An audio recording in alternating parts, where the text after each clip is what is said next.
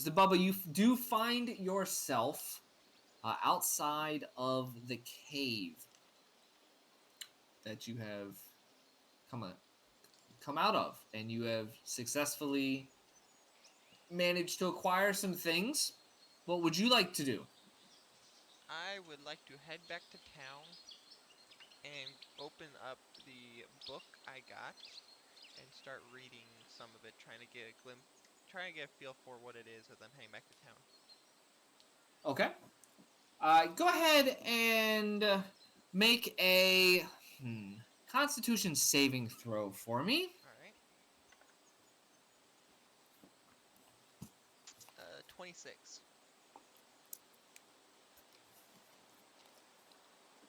That's a saving throw. Yeah, because I have a +9 in Oh yeah, Constitution, and it's a 17. Forgot about that. Yeah. You gave me a necklace that adds +10 to all my saving throws. Plus 10. Yeah. I think it was +1. No. Okay. Sounds good. So you said you got a 29. Yeah. Now, what's your armor class? 20. It's a 17 +3 armor for what the armor I'm wearing. Okay. All right. Let me see here. Let me just make sure that I've got what I need. There she is. All right. Okay.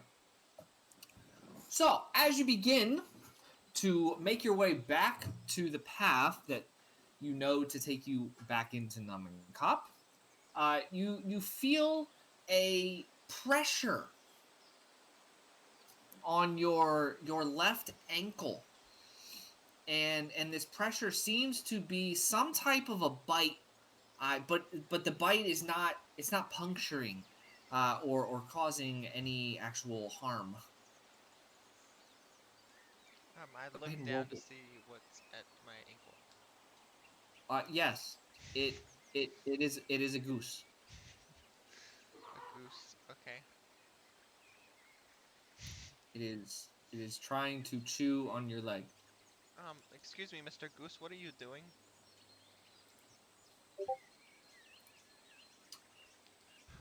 All you hear in response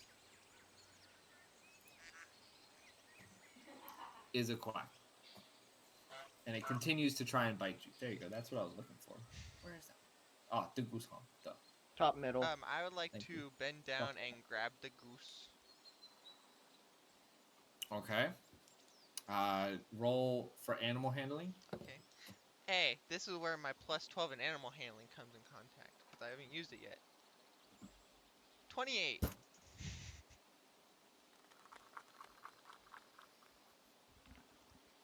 It was superb, whoever did the applause. Yeah, so you go ahead and you bend down and you pick up the goose, and all the goose starts doing is honking at you. Very, very, very angrily. Excuse me, sir, can you not speak animal?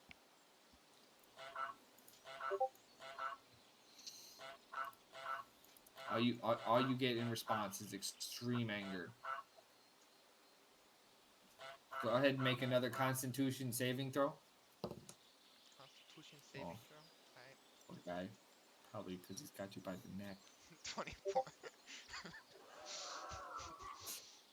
So the goose, now understanding that you're holding on to what I would presume to be its neck while it honks, it begins trying to kick you now.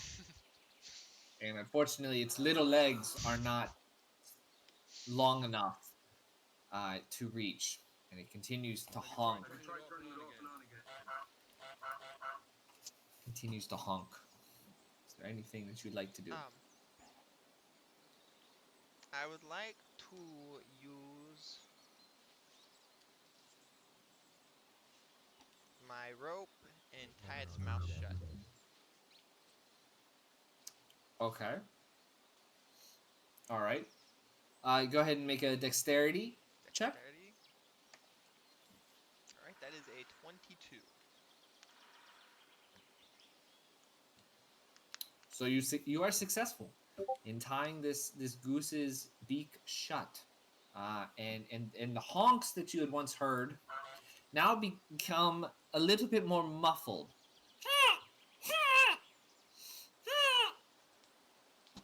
Go ahead and make a perception check. Perception. I'm 14. assuming this will be like, oh wow, you're okay. You're under 20 this time. Yeah, my perception is a Um, plus 10. I got 4. hey, The last one was there a you 9 go. plus 13, so.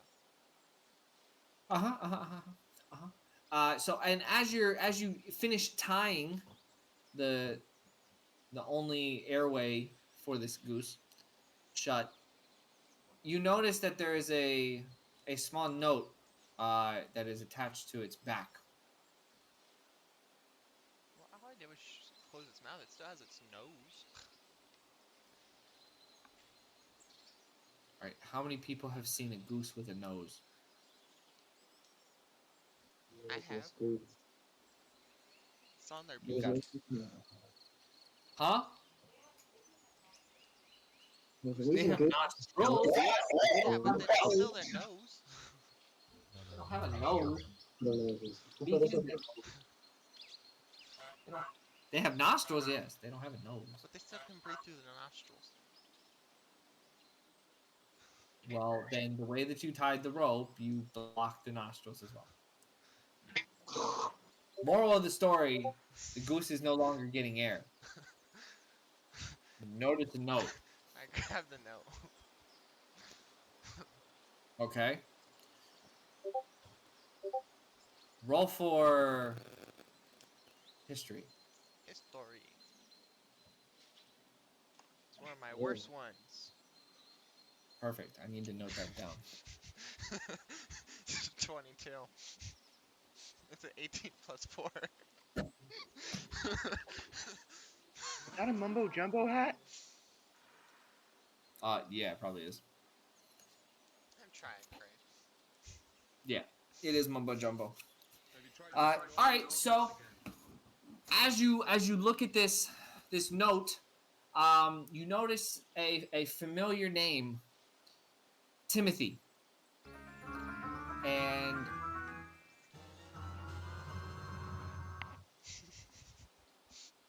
the note says, "Hi, I found this goose for you. Teach it to talk." Okay. So then I take the rope off its nose. Tall order. There is a very strong gasp,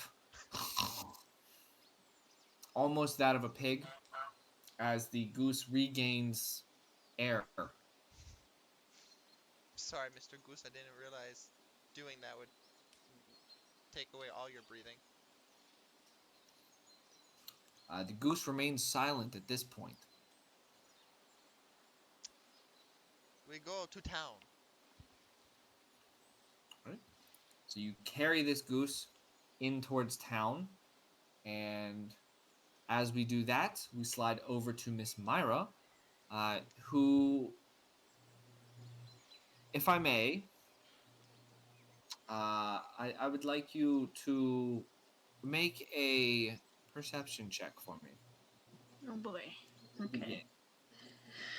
All right. Let's see. Where's our perception? 3.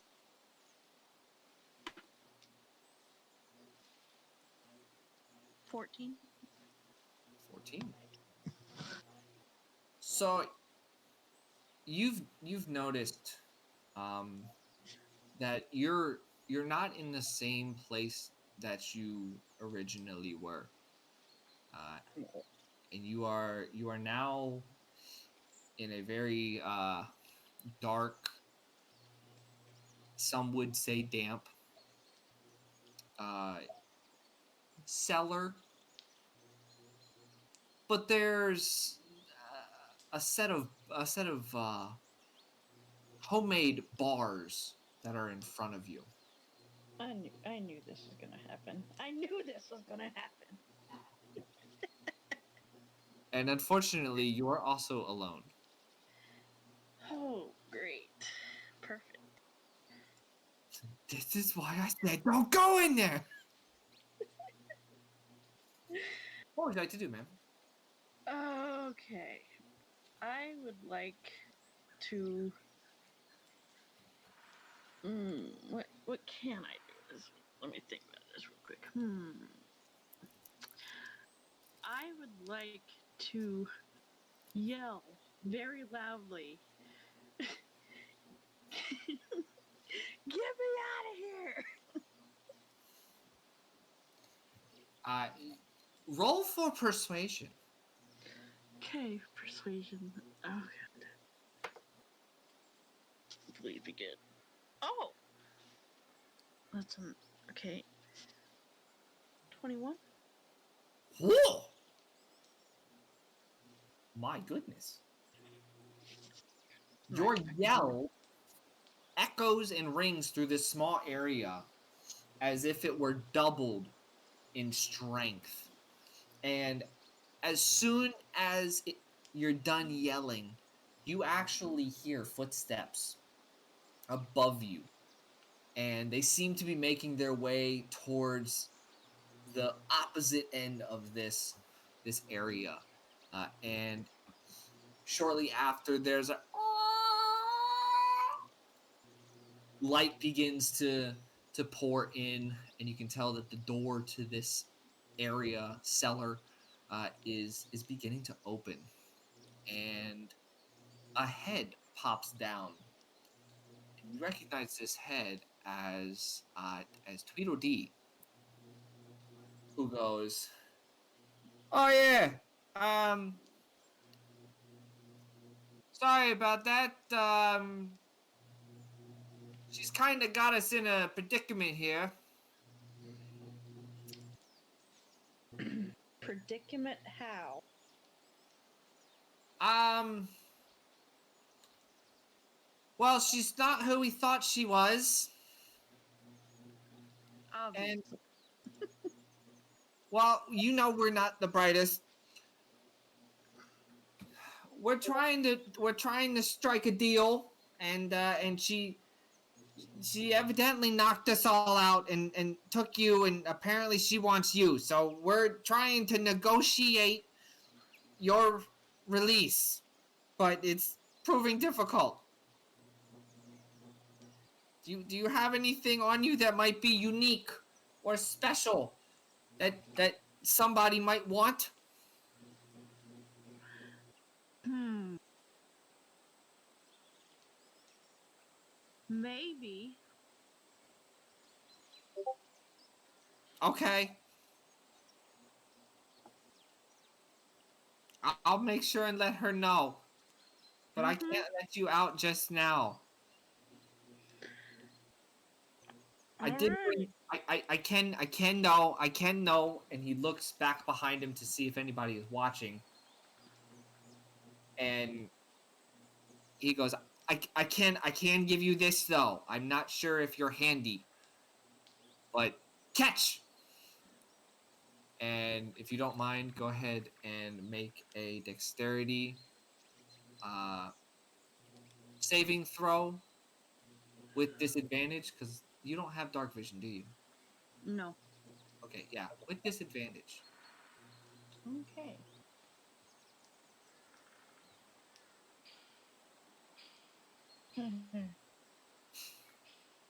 I got a 12. Okay, that works. So you don't see a whole lot, but you see his arm come down, and he throws something that looks kind of small and stickish per se towards you, and you hear a ding ding ding ding ding as this item actually falls pretty much at your feet. Uh, you bend down to pick it up, and it is about a 6-inch long wooden piece of wood stock, basically. Uh, and it seems that it could be used if one could or knew how to whittle or something like that. The guy goes, "There is a lock somewhere. I saw it briefly, but I don't have time to help. So I wish you the best, because I don't think we're going to be able to win this. I suggest running if you can get out."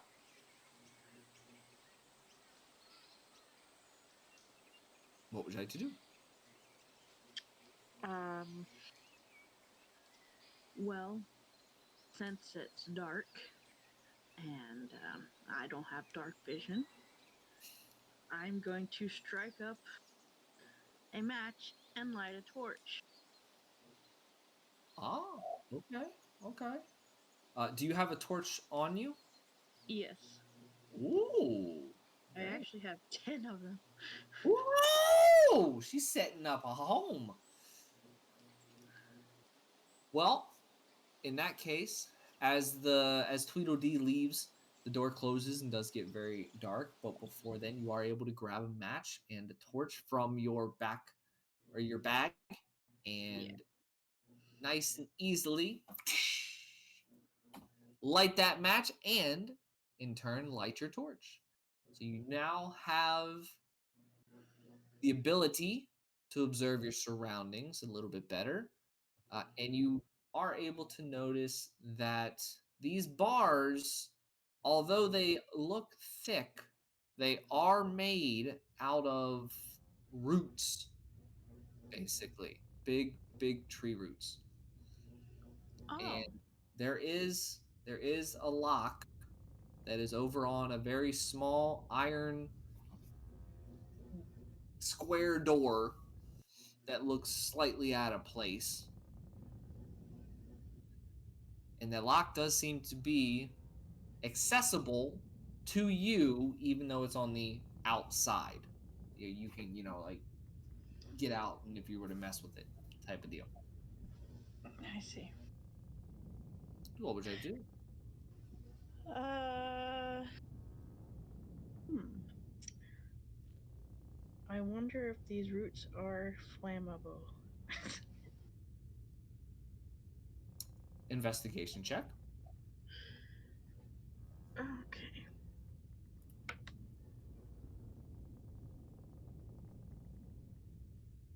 18. Uh, they do appear to be flammable. Well, I suppose I'm going to touch the torch to it. Okay. And as you do so, go ahead and roll for arcane.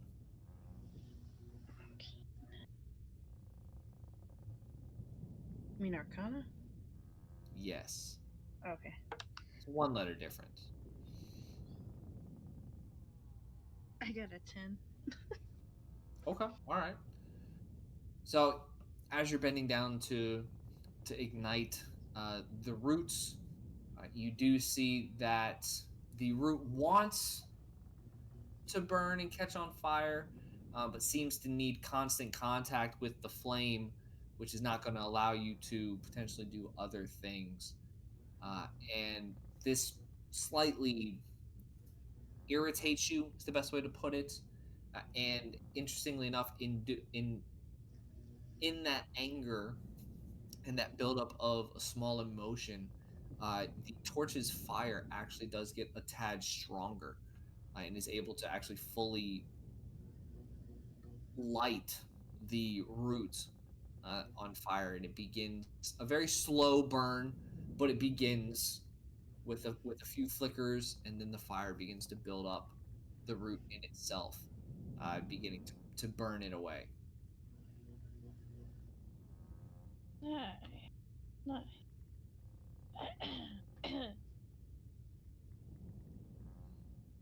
So, Mhm. I guess now we wait until I have a big enough space to run through. Okay. You want to And light a hope few it more doesn't roots kill on me. fire, or do you just want to stick with just that one? I I can go at a couple places, I guess. All right. So go ahead and just roll a d20, and just flat d20, nothing applied. Well, actually, you can apply your Arcana as well. We'll do that. Oh.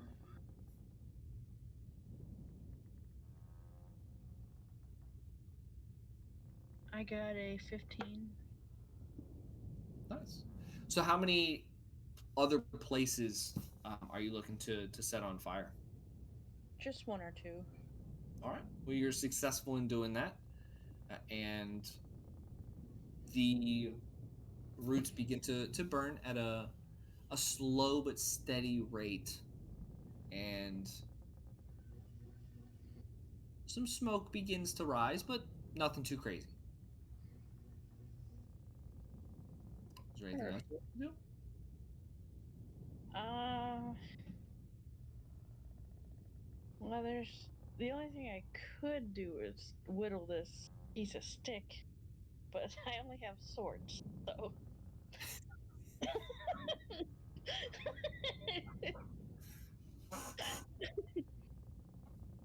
It's up to you. I'm just gonna wait for this fire to burn All right. and hope it doesn't kill me. Good point. It's a very, very good point. So you take a seat down with your torch and just observe and make sure that none of your fires on the roots go out. And if they do, you quickly just slide your torch on over there and relight it so they continue to burn. That will slide over to TJ and Boss Lady, who are both in the Salty Spittoon at this point. Tom, unfortunately, is nowhere in sight. So TJ, what would you like to do? Um, I would like to turn to Boss Lady and say, "That was an interesting soul. That was an interesting what? Soul. Soul. Soul. Oh Remember we yeah, were talking bounty hunter. yeah, yeah. Um, I'm just looking at my notes. He's still in there, isn't he? So you've decided that. What is it? Evan decided that killing with a Nomekop is illegal and wishes for the bounty hunter to be arrested. Did he get arrested? Right, we're waiting for the officers to arrive. Oh, okay, that's right. Um, but yeah, he's really interesting. Are your guards gonna be able to arrest this guy? I don't know. I've never seen him in action. Well, actually, I have. They poured weed juice on me once. Okay. Oh yeah, that's right. I remember that we juice. How did you go about summoning these guards? I sent somebody. I sent a goblin Okay. to fetch one. Okay. Got you. All right. So, what would you like to do?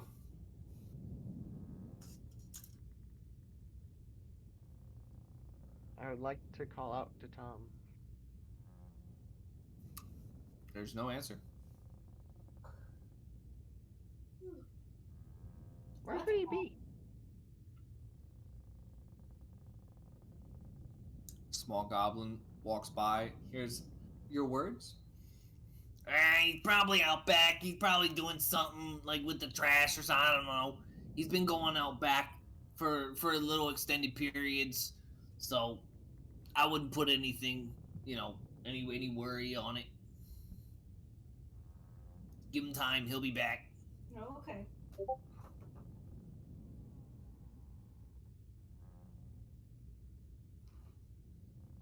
So I guess he'll be back. Yes, he will. So are your guards bringing the back here or somewhere else? Can you repeat that? I didn't hear you. Dang, that's bad because that's on its highest setting too. Oh, are your guards bringing him here or somewhere else? The dude's still in the room, or in. Yeah, the bounty hunter is still in the salty spittoon. I thought he The was guards are somewhere- the goblin was sent to go get the guard, Right. Okay. the guards who are then going to arrest the bounty hunter Oh, gosh. in the salty spittoon. Okay. I guess my memory's a little fuzzy there. I got distracted by some stuff apparently. Yeah, I forgot that he's just right there. Don't worry, if I had a bagel in front of me, I would be distracted too. So you have a bagel in front of you, by the way. Yeah. I forgot I had a bagel. It's okay, guys. I We made the are bagel. 10 out of 10. Always remember our adventures. Yeah. So how much longer is it going to take for these guys to get here? Sheesh. I don't think they can teleport. Ah, I was gonna that's... say I don't think it's instant. Yeah, we'll have to teach them that. Do you There think you I go. can? Maybe, I don't know. Gotta find out somehow, right? Here's what you gotta do. I mean, I saw a documentary of people trying to teach other people how to fly. Didn't go well. It happens. Alright, makes a good point. Is Boss Lady allergic to the bounty hunter?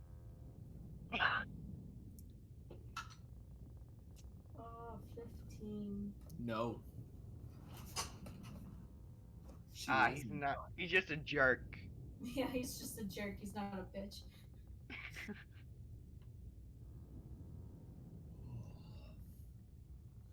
Well, as you sit and wait around, you do hear from the back the closing of a door, as if somebody has come in from the backyard. Hey, Tom! You in here, bud? Yeah, I just stepped out for a bit. What's up? I was wondering if by chance you knew anything about this. And I pull out the lightsaber. He comes out from behind the kitchen, or in the kitchen, and he comes and he stands, he stares at it. You know, I ain't seen nothing like that. Nor have I seen anyone like the guy that you was talking to in the corner. But it looks interesting. And I would be very delicate with any buttons you might have and be pressing because Yeah, it casts a magic spell when you press the button. a magic spell, what you mean? I reach my hand out to take it from him. To show him. Let me show you. Pretty. Oh, you actually like handed it to him. Yeah, I'd like to look at. Okay, got you. I thought you just had it in your hand and you were showing him it. That's fine. So you handed it to him, he was looking at it, then you took it back and said, let me show you. Alright. So I hit the button with it pointed upward. um so let's make a intelligence I'm gonna do this real saving quick. throw. I should have known. Never that simple. What's my intelligence bonus? Intelligence saving throw. That is separate.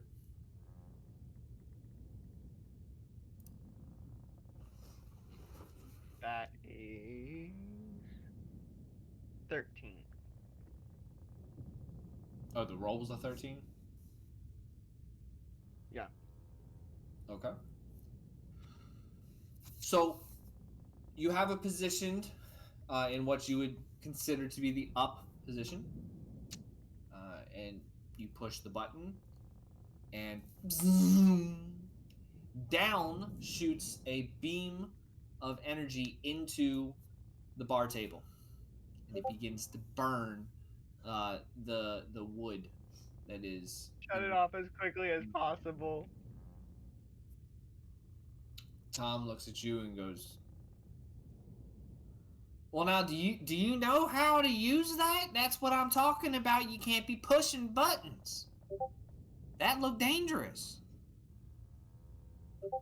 The bounty hunter, by the way, glances over when this happens and then tries to scoot his chair away from where you guys are sitting.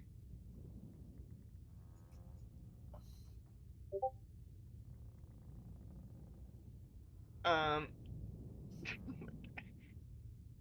Did that thing come with any type of instructions, or did anybody tell you how to use it? no, nobody taught me how to use it. They just kind of handed it to me. They didn't tell you nothing. They just put it in your hand. He Said, said "Here to you take go." He said to take it to a mountain.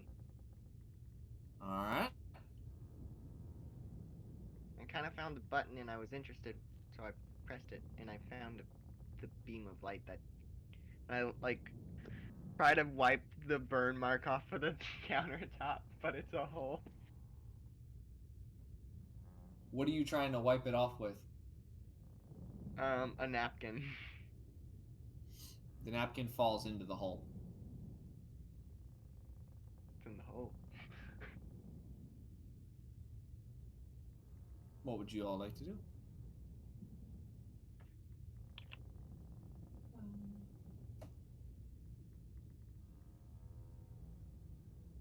roll for perception. Okay. That's 7. A 7. It was almost a 1. A 7. So you actually notice after the burning of the bar has occurred that the button seems to be more on one side, like one end of this device than the other. And in its current position, when the beam shot down, the button was opposite where the beam shot out. Okay, I think I know what you're talking about. Interesting. So if you flip a switch, what looks to be a switch, it goes meow. Yeah, I think she's on. She's caught on to something.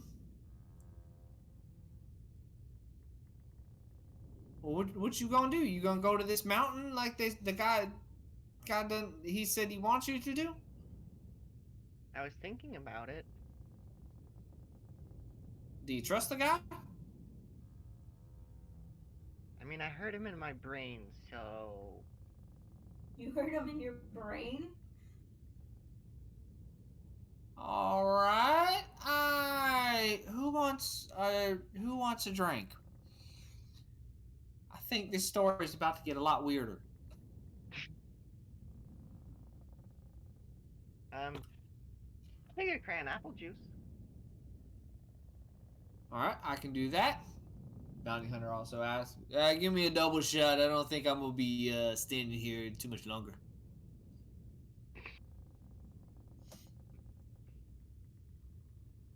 So Tom steps on back, since the lovely lady didn't respond with anything, and he goes to grab the drinks. Why do I What feel would like y'all- Nova is the type of person to wait for somebody to leave and then just yell after them? Oh!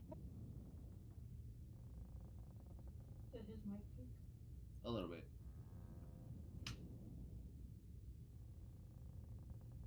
So what would y'all like to do now? I'd like to nudge Evan and be like, "Are the guards coming yet?" I didn't think I was psychic. I think that's what that is. Yeah.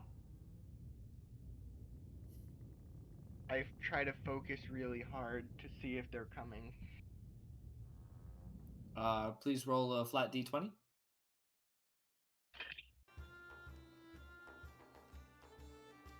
That is a 5, sir. You fart in a very, very noticeable fashion. Did that work? Can you see anything? Roll for insight.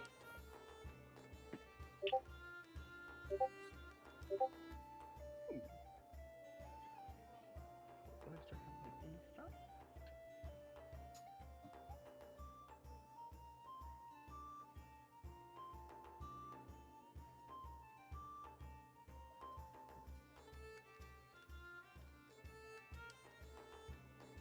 $16. Sorry. Jeez, why did it take me so long to do 13 plus 3? It happens. It happens sometimes. So interestingly enough, as you're trying to find out whether or not the guards are coming through your psychic powers, you are able to, if I'm not mistaken, you have pretty good hearing, yes? I mean, like normal. Oh, okay. Never mind then. Not a fox anymore. That's a good point. That's what I guess I was thinking. You do hear footsteps approaching the salty spittoon, and shortly after your fart, the door bursts open and goes, Maya! Maya! We were summoned by this little green man. What is the problem? How can we assist? We were told that we were supposed to arrest someone. I take out the sketch that I made of the man with the wanted on it, and I give it to them. Okay. Roll for persuasion. If I'm correct, persuasion is no, it's not. Well, can't win them all. That is a 17. He says you can't win them all, and then calls out a 17. Because I thought performance was I thought persuasion was my proficient one, but it's performance. I was expecting you to be like, I got a 7. Not like, I got a 17. Can't win them all. So your drawing, if I'm not mistaken, is of this bounty hunter, correct? Yes, it's the bounty hunter, and it says Okay. wanted. Right.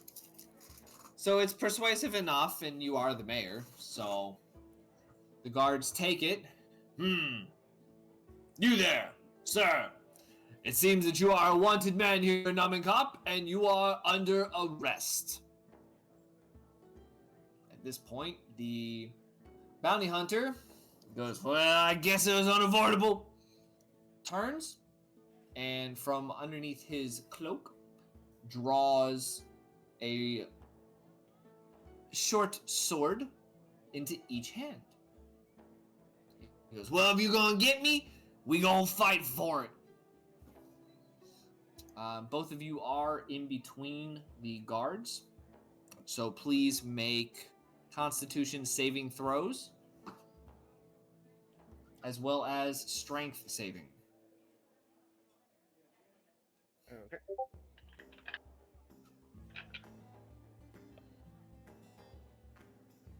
See how fast you are.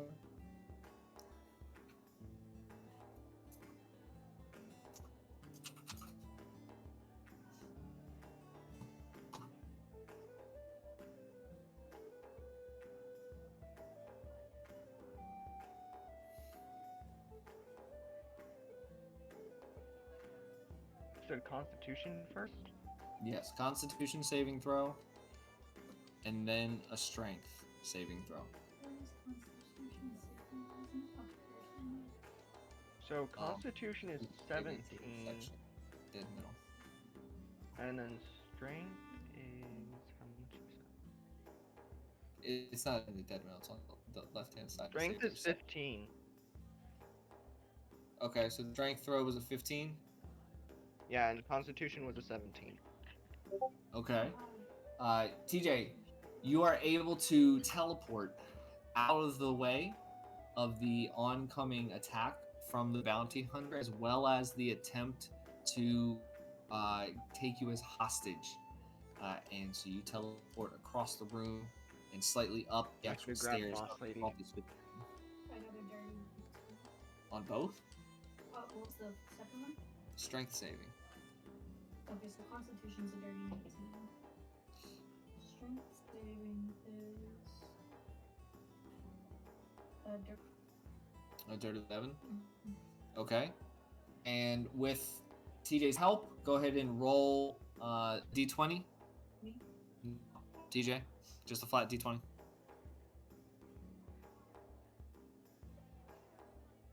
That's a 10. Okay.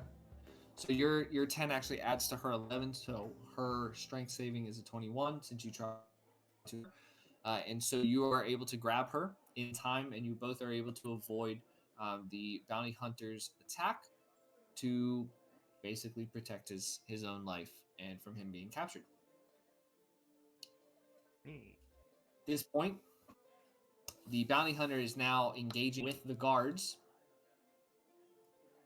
and we are going to slide on over to Mr. Quinn, who is still in the library. Knowledge. He is searching for the knowledge. My arms are getting clumsy. They are. They are. Oh, it's buckwheat. What would you like to do, sir? I would like to figure out a way to. I want to ask the librarian, actually. I want to ask him again. Is there a way to remove this line through this name? Do you think we could, like, fade out and make the line visible again?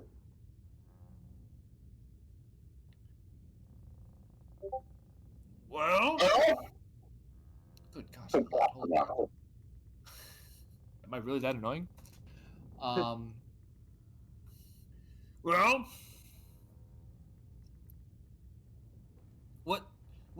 what name are you trying to unblock or unblot out? What? Let me see what you're looking at here. This one right here. He looks, his eyes get very wide.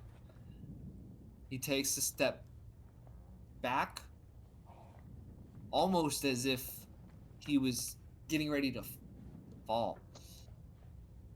Oh no! You're not going after that name. That name can't be unblocked. That name has been expunged from this world for reasons you are too young to understand. Yeah. Well, the owner of that name wants me to figure it out. And what brought you into cahoots with the owner of that name? My sword right Why here. do you seek that name? Who set you on this journey? The sword right here. And I point to John.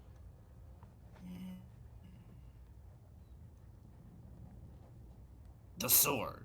The sword is telling you to seek the name of that. He's cursed. He's the owner of the name. He's always trapped inside the sword. That would make more sense if it's a cursed weapon. How have you avoided being overtaken by the owner of said curse? He must have made attempts, not? He did. We just talked it out. We're pretty good friends now. In fact, that's why he wants me to find the name so he can go free. Ah, you know nothing of that thing's reign, do you? Well, I know he's a king. A king that Yes. was a king that made some mistakes. And a No. king who deserves forgiveness. No. The owner of that name, the king that you seek, that man deserves no forgiveness. He deserves no second chance. What that man did in history,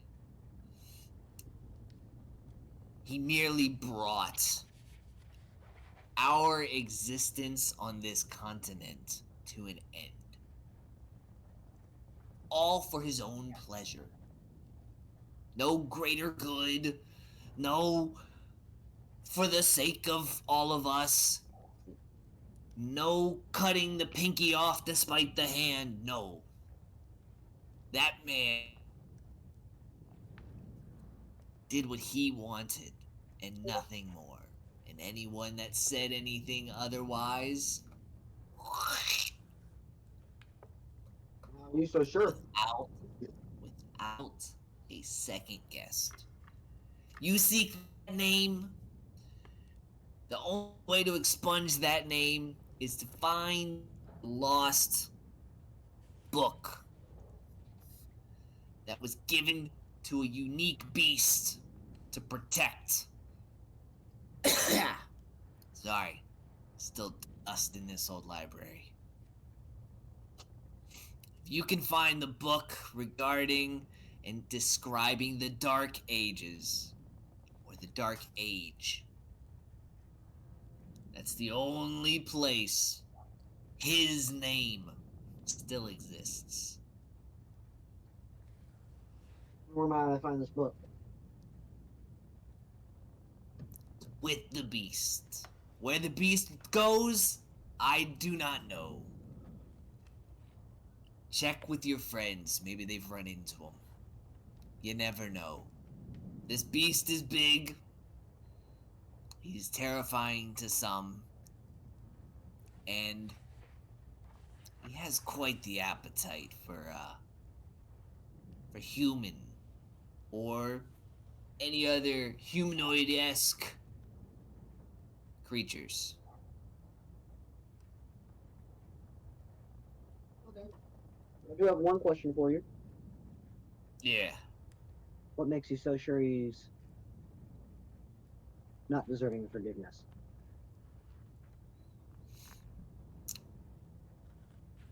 What could have he possibly done? You say that he did it for his own pleasure, but how do you know? How do I know? How do you know he'll save someone? Sonny boy, I was his advisor. Then you're a bad advisor. No. I advised as I needed to keep what we have as close to the original as possible. I did my best for his sake, but he would not hear it. His path, his journey was his choosing. He gave me one choice, and it landed him in that sword, cursed to never, ever come out. I'm sorry to hear that you've come across that sword. And I'm amazed at your strength to withstand, and as you say, make friends with what really lies inside. Because whatever you're interacting with, I guarantee you, it's a lie. Well, there is or isn't. I need to break the curse. So, whether you're a shoddy advisor and he's a good man is up to me. If you say so. Last I remember, the beast was somewhere north of here. That's about the most that I know. Okay. Also, I do remember what kind of beast it was specifically. May help in your journey in terms of questioning people. They refer to it as a bahir. Hmm. You ever come across or met one of those? No, but I know how to fry a meal.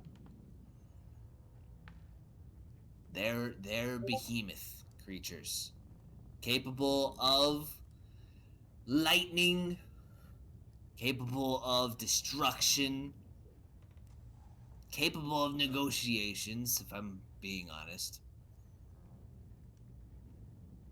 I wish you the best finding it. Okay. But take that book with you, since it does contain a little bit of understanding that you may need, and I do not want to see it anymore in my sight. Okay. Thank you. Be gone! Banish me. As, Ugh. as he says that word, there's a poof, and you see a million lights flying past your face. Wait, real quick. Uh-huh. I'm just double checking. I did have it in my hand. I do have Dusty with me, right? Yeah, you've got the book and you have Dusty, yeah. Yay, okay. So all of these lights are flying past your face, and just as quick as you see these lights, you find yourself back outside the Salty Spittoon. The door swung open, two guards facing what looks to be someone ready to fight.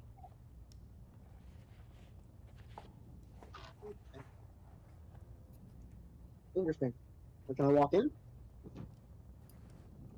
And can roll stealth check. Stealth check. Stealth check. Okay. Holy yes! Yes. Plus my bonus, 32. No, he doesn't get disadvantage on those rolls. It's just -2 on all of his rolls because of the latte sickness. Then 30. Okay. Dang it, 30? Holy smokes. That's a heck of a roll. That might be one of the highest rolls we've ever heard. That's wild.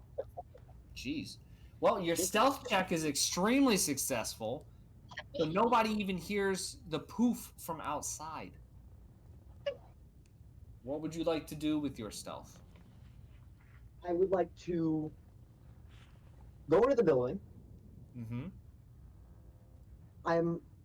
As you said, I see two guards facing off against a man. Mm-hmm. Two guards, obviously, the good guys. So I would like to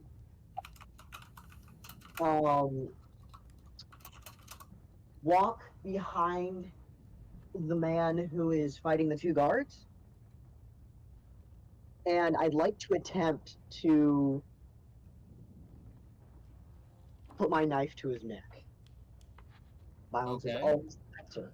You currently are holding a book and a cup that Right. used to hold hepatitis water that is currently holding a small dust devil. Wait, real quick. Okay, so I put the book in the bag. Okay. And then I grab my knife. Still holding Dusty very carefully.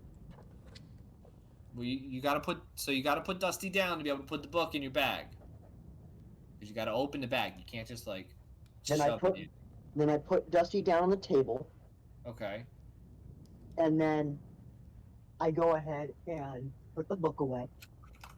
Then I grab my knife, walk behind the man, and I put my knife to his throat. And say, boom.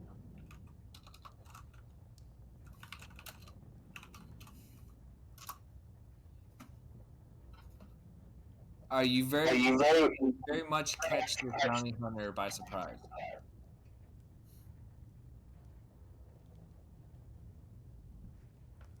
And you definitely you hold the advantage currently. At this point, though, both TJ and Boss Lady do recognize that you are behind them. Stealthy rogue I am. Yeah, the stealthy rogue that you are. Put the sword down. But while all that so happened, quickly. huh? How did I miss him getting back that quickly? The librarian wizard sent him back instantly. Magic teleport. Oh my god, I have to go back. Oh wait, never mind, I'm good. Would you forget your wallet and your other pants? No, I was thinking I have to go see if I can learn the cantrip for teleportation, and then I realized I have a magic pocket that lets me teleport, so I'm fine. Oh, okay. Brain fart.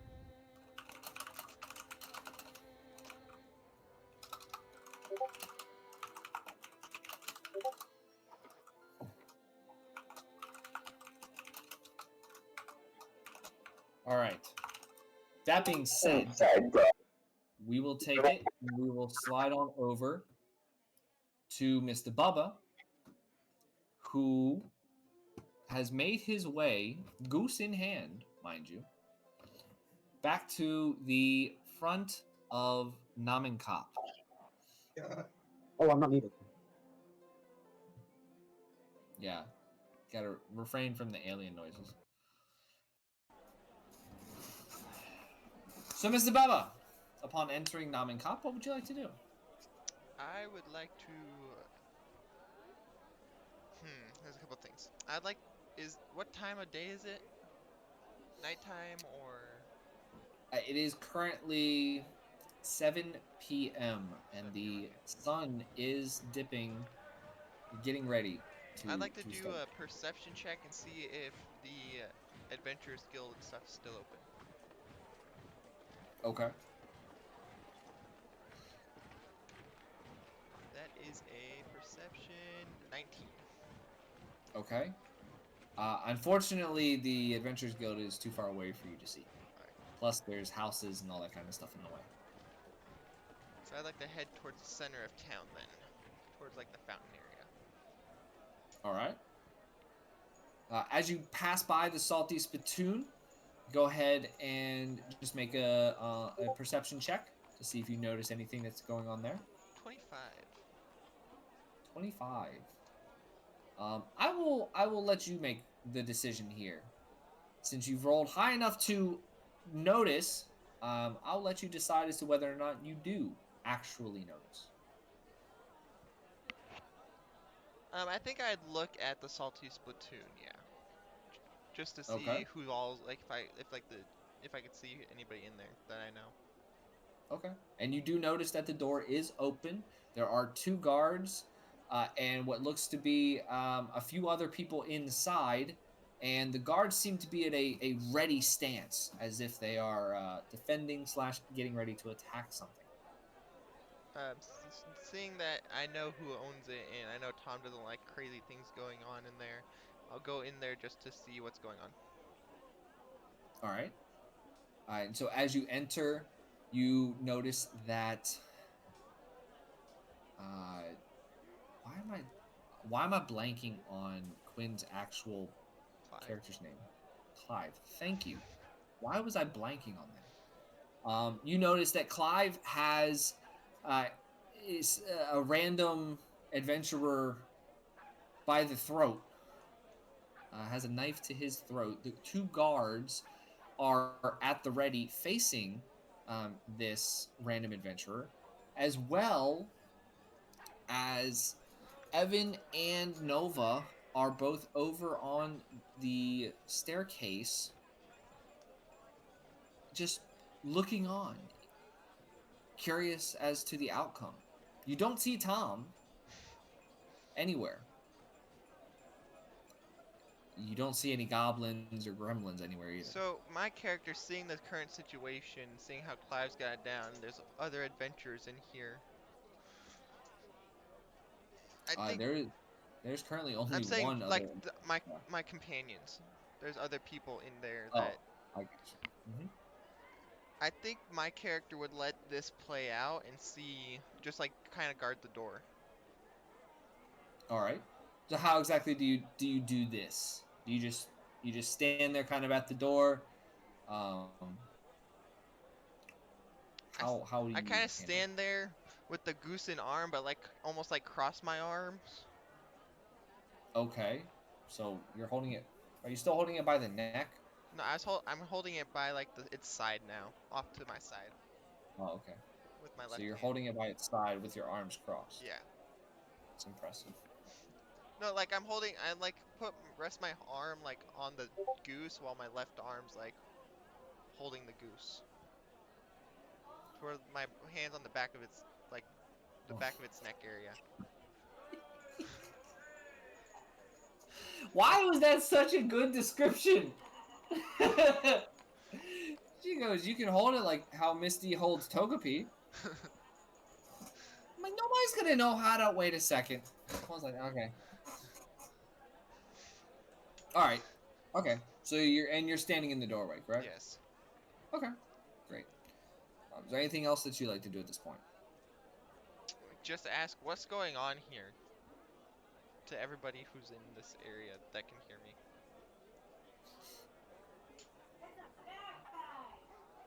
The guards simply respond with, "We were sent here to arrest that man.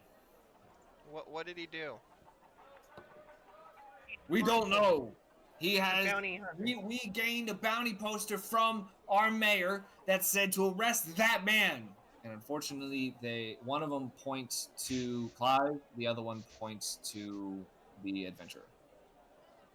Wait, are y'all trying to get the cloaked one? Well, I guess they're both cloaked. Are you trying to get the one that's has a knife to the neck or the one holding the swords?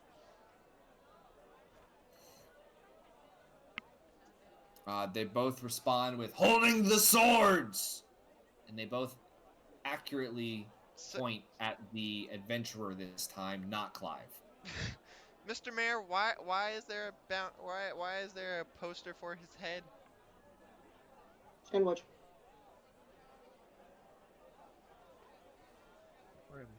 TJ, you are talking far away from your mic. Your mic is cutting out.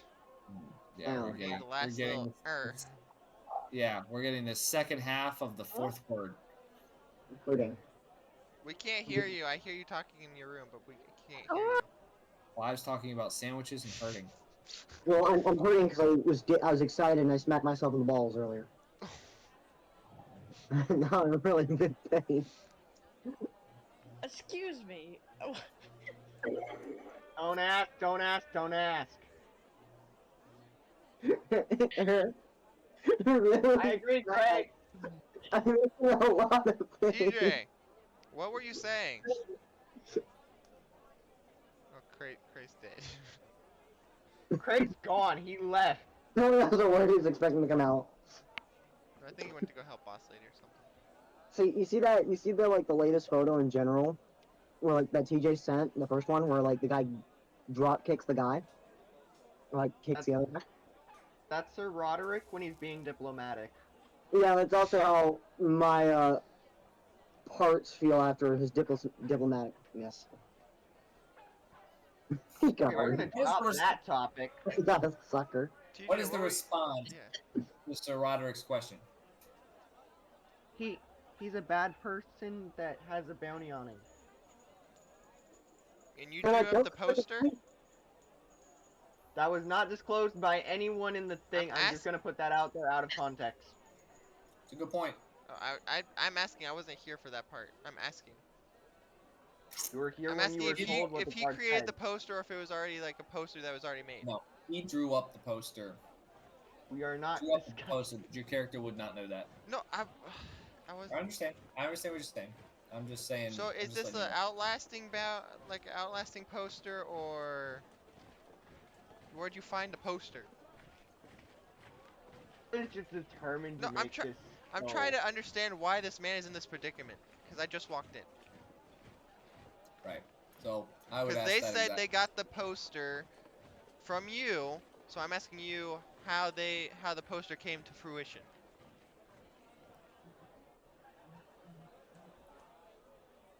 I roll for persuasion.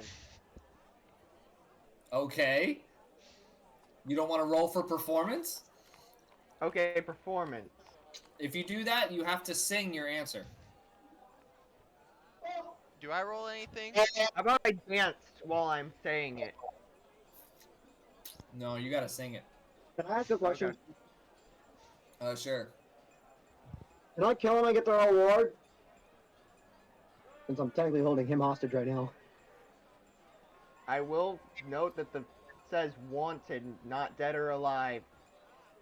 And Quinn, you didn't realize that he was wanted until they said, that's what I'm asking now, because they went ahead and like, oh, he's got a bounty on him. I'm like, oh. So now I'm gonna ask because they said that, so I'm just gonna ask if I think the money is actually. TJ. So now I'm just Status asking first. of roll. that would be an answer for TJ. I'm trying to figure out my performance. I got you. Let's see. This is what it's like to be the mayor. We could switch places, TJ, if you'd like.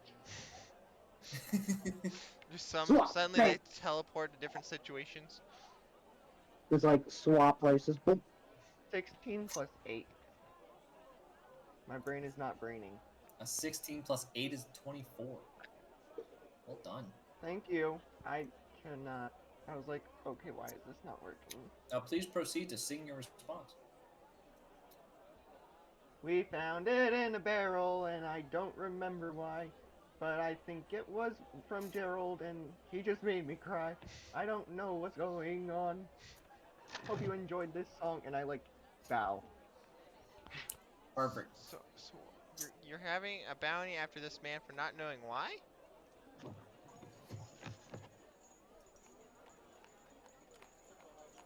Or you found the poster in a barrel?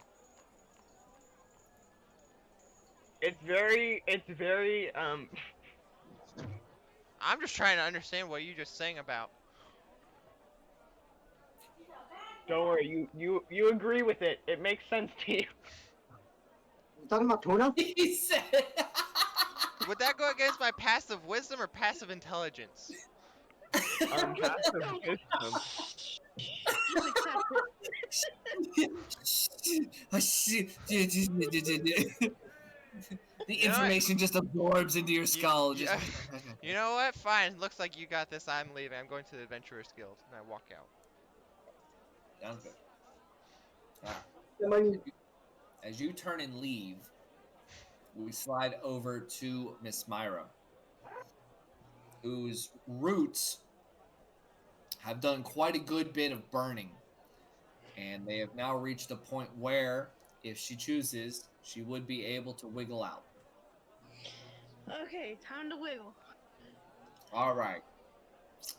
So we're gonna roll, and it's only gonna be one roll. You're gonna apply performance. Oh boy, that's my performance. Oh, +1, great. 'Cause you're doing the wiggle. Wiggle, wiggle, wiggle, wiggle. Wiggle, wiggle, wiggle. Exactly. Oh, good. I got it. 18. There you go. All right. So you've done enough burning, enough arson to get yourself out, and your wiggle wiggle tactics are on par. And you are able to get out of this cell that you are currently in. Okay, perfect. I would like to reach in my bag and pull out my Nebulantis sword All right. and head up the stairs. Sounds good. So you begin to head up the stairs. I'm assuming that you're opening up the latch that was there. I'm busting through it, yeah. Ah, perfect. Busting through it. You gotta talk me through this.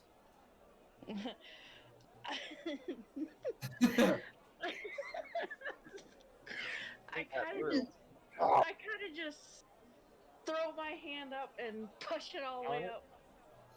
Bam! Sword in hand. And I say, "Got talent." Excellent, America's Got. Got talent. Perfect. And yeah, bust through it. Yep. All right. So as you do all of that, you turn and you see that Tweedledee and Tweedledum are not negotiating at all with the woman, but instead are playing a game of checkers.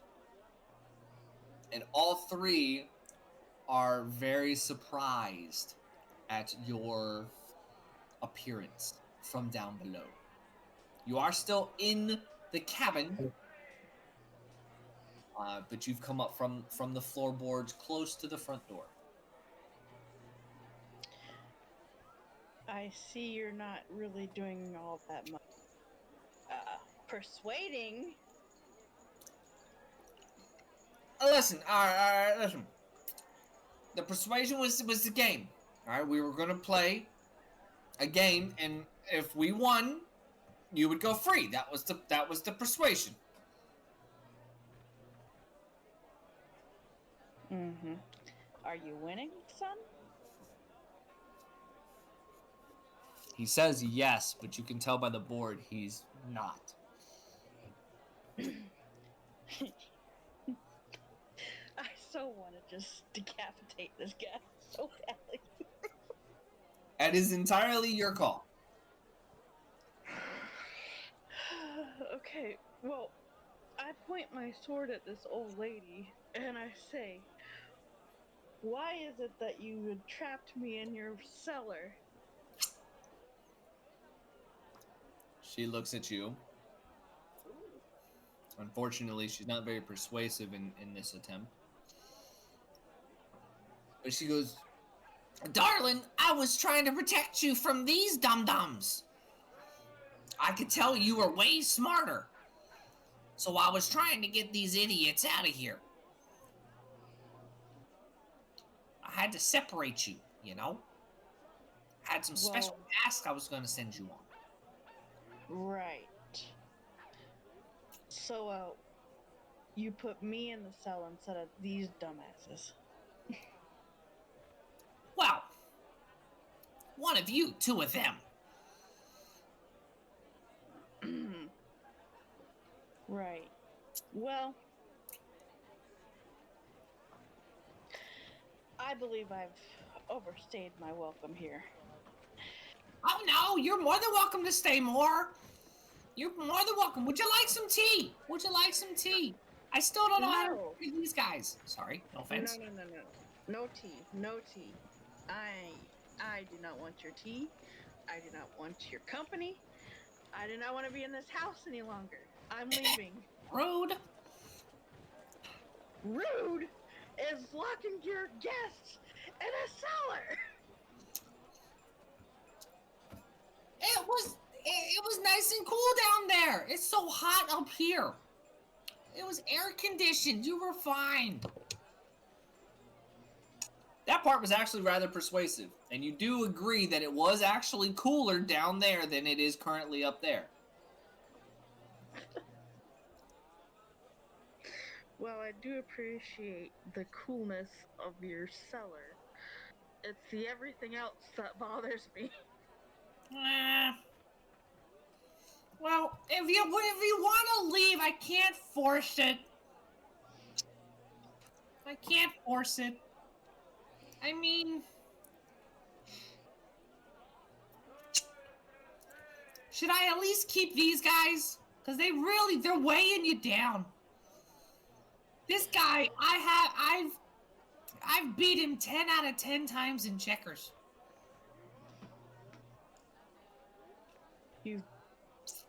You've been playing 10 rounds. Oh, they were fast, but yeah, it was 10 rounds, yeah. He doesn't know checkers at all. And the other one keeps eating flowers. Okay. Tweedledee, Tweedledum. Alright. They both look at you with a rather dumbfounded smile, as if they're expecting a positive statement. I am highly disappointed in both of you. Their smile quickly turns to a frown of sadness. However, if you would like to leave with your life, I suggest you to come on with me now, because I'm leaving.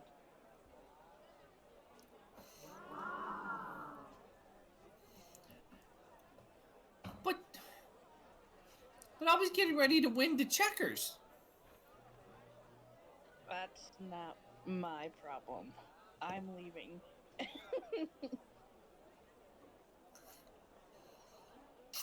Okay.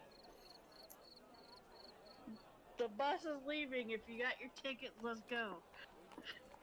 They both get up, kind of sad and sulking,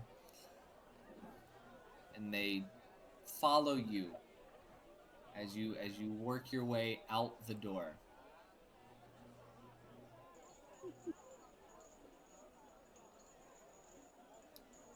And as you exit, what would you like to do? How exactly would you like to make your exit? I would just like to calmly open the door and walk out. Just sword drawn. Just calmly walk out the door. So you make your exit. Tweedledee and Tweedledum are behind you. And as you work your way down the walkway, the old lady from behind you goes, Well, I wish you the best of luck. There's a lot of people out there looking for you, Enix. There's a lot of people out there looking for you, and they won't be as nice as me. Keep that in mind. This kind of piques my interest, and I turn around to look at her and ask her, "What do you mean for me?" They know what you did. They know. And they're coming to collect on your punishment.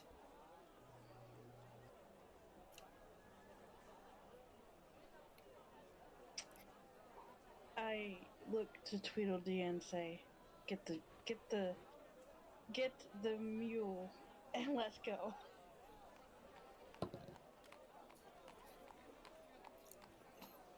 um, so Tweedledee kind of gets a little close, kind of beckons you to get a little closer as if he's going to whisper something to you.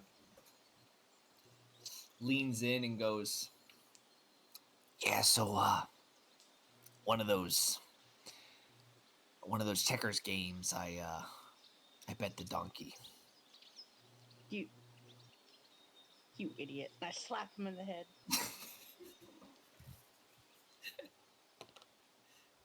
He takes 2 damage and is now dazed.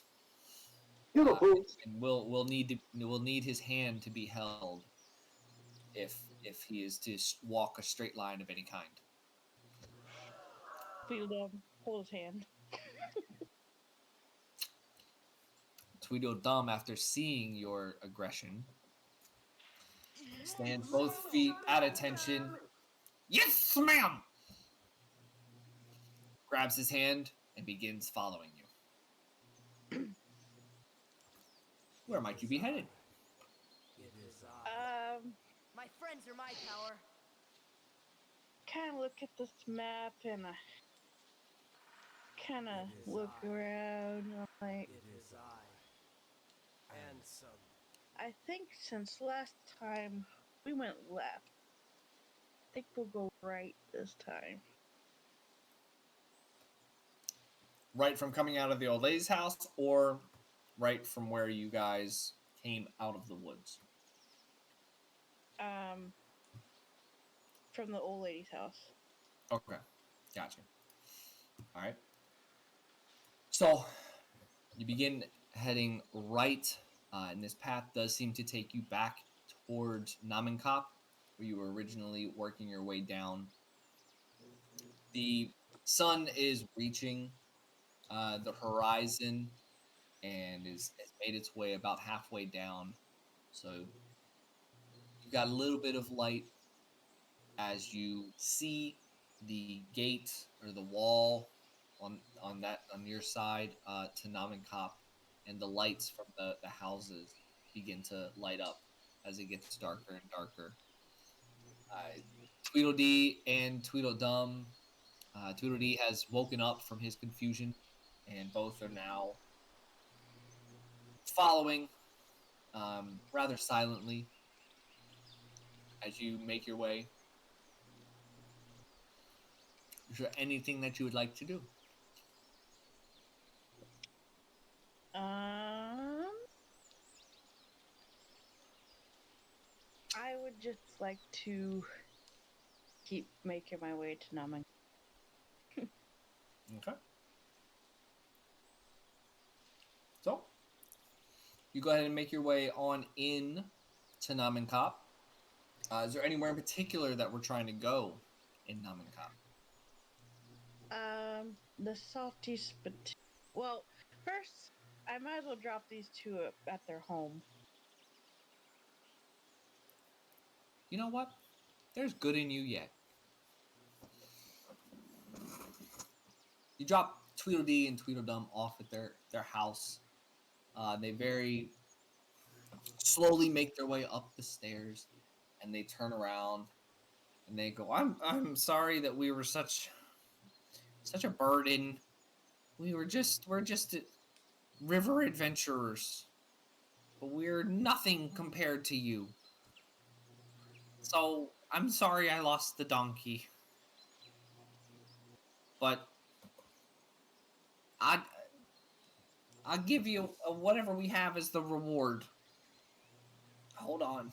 And they go back into the house, and they come back out with a rather large sack, and you can hear the jingling of gold coins. And they hand it to you and go, "Thank you so much for all you've done with us and saving us from that woman. I have to admit I'm really bad at checkers, and I don't think I'll be playing again anytime soon." Probably a good idea. Tweedledum shakes his head in agreement with your statement. They turn and walk back inside.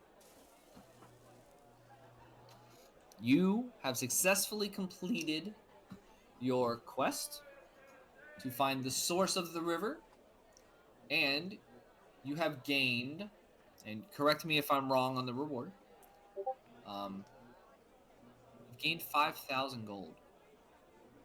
That's what's in that bag. You've also gained an ability called leadership, which, when appointed head of a group, you gain +3 to any persuasion rolls.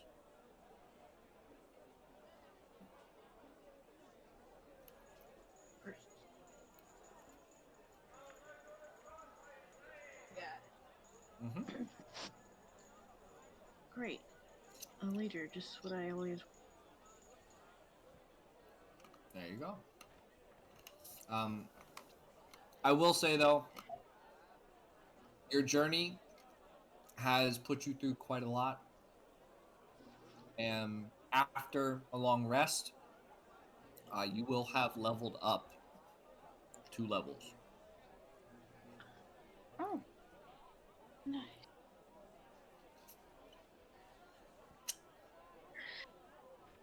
On that, I would like to make my way back to this because on my way past, I saw some potion, and I'm curious. Mm-hmm. Yeah. So you go on, and you head on back to the Salty Spittoon. As you come up the stairs, you're met with the backside of the Herringon, who seems to be blocking the door and whatever commotion is going on inside that seems to pique your interest a little bit. Do I startle the Herringon? Roll a d20. And we'll apply stealth. Apply stealth. Oh god. Let's see, what's my stealth? Oh, okay, that might help a little bit. I got an 11. So interestingly enough, you do startle the Herringon. Mr. Roderick, please roll a d4 to determine which direction you leap in. North. Jump a foot North. inside the door. That is towards the guards.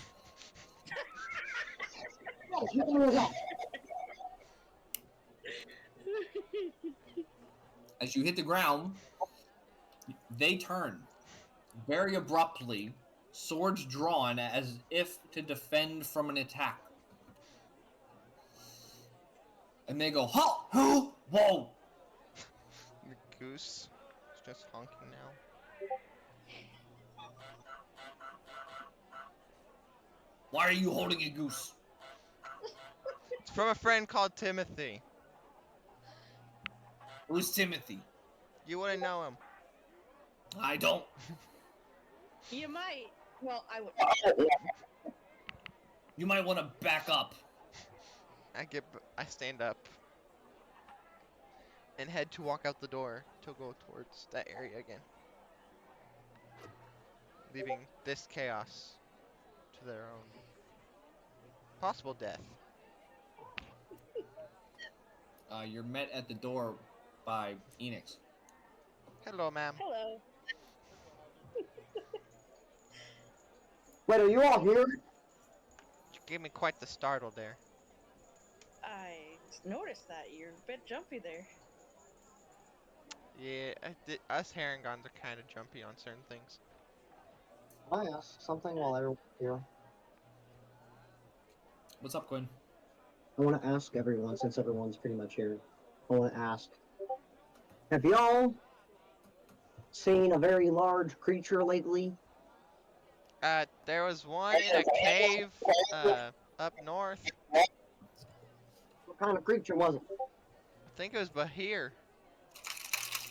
Okay. No, it wasn't but there. Once we kill this, I mean, do something to this man. Can we please go after it? No, Wait, people? I am cursed with. you go by yourself. I'm. I've already been on an adventure. I need to go return things I must do. And that's what I think. I'm literally trying to break it. Get out of your way, then, sir. Thank you, ma'am. I will see y'all shortly. Where are you going? Where is it at? And you head off towards the Adventurers Guild.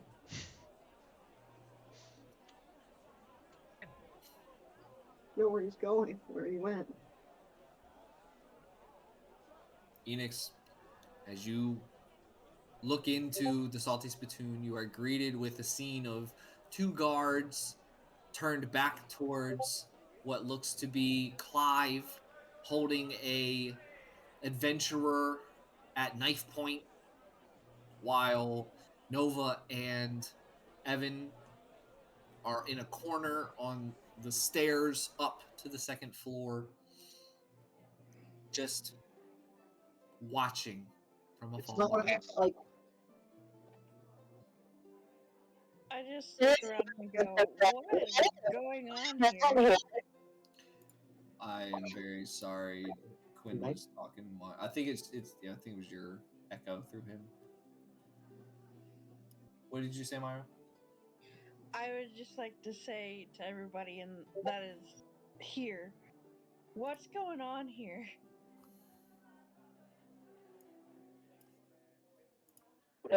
Bounty man. Good talk. Bounty man! Off to collect the bounty. Blasted monk is getting so annoying. I am off to collect bounties! Dun dun! has a cape of like bounty papers. Hello, here's my bounty for the day. Did you say bounty man, the quicker picker upper? Bounty. Bounty. Good pick her up. The bounty one. Pitch that to them ASAP. He picks up and cleans all the bad guys. He's the bounty man. Yeah. Bounty man. Alright, so Myra, you were. Ow, son of a gun. Ah, that hurt. I just need my entire desk. I wouldn't do that if I were you. I literally just created a small earthquake in my webcam. Oh, that was physical damage. Screw emotional. Emotional trauma. Roll a d12 for. Yeah, hold on. Let me. Yeah, that's about what it felt like. That was an 11. That was an 11 on damage. Oh, mother trucker. All right, so Myra, what you were told by Clive is that this is a bounty man in terms of who he's holding. That's the only response that you get in what's going on here. I was muted, but I did say that that man's a bad guy that needs captured. Yeah. Well, unfortunately, You're not free. being Muted. muted doesn't help. Muted does not make you immune. No, that's you mouthed it, but you didn't actually say it. I imagine Evan doing that. He would. No, you know, Evan just says it in Endirian. Oh Oh, gosh. God. Okay. What does that sound like in Endirian? Oh no. Intense internal screaming. Everybody, please turn down TJ as he's about to yell. Oh god. I can't do Enderman. I was really hoping the Endarian was not the moans.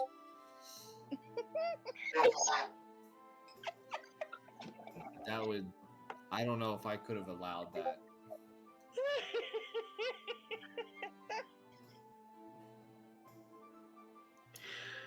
Oh god. All right, TJ, come on. What's it sound like in Endarian? Give me 1 second. Oh, 1. Got him. Dang it. Get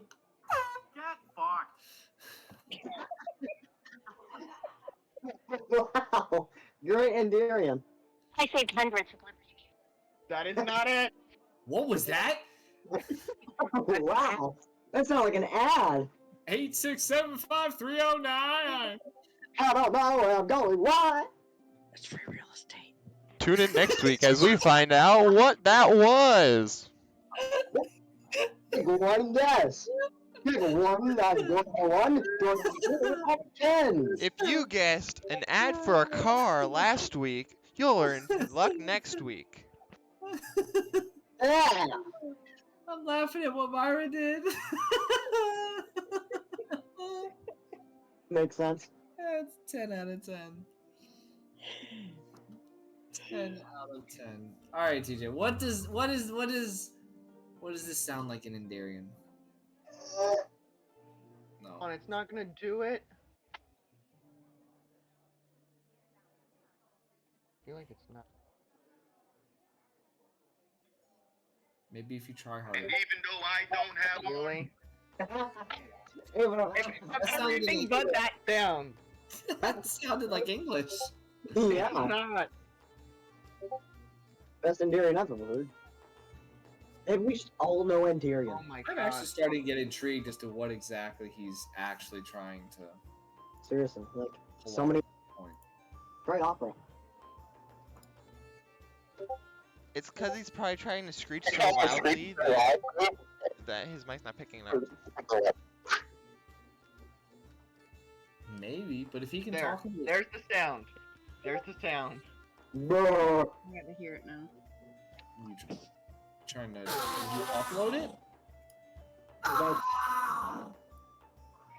Oh, it's okay. So that's just an I didn't Endirian. expect anything different. I He should. sounds like he's dying. Yeah. All right. So yeah. So all of you just hear a dying cry Enderman screaming. Ribbit.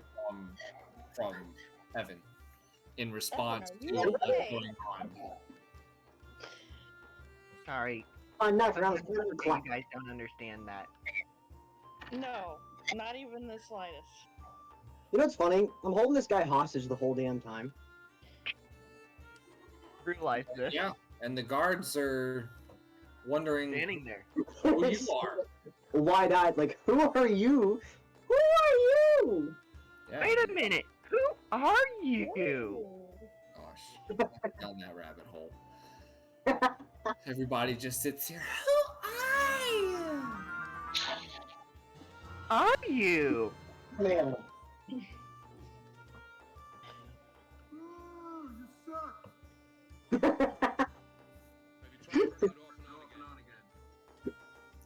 Anyways.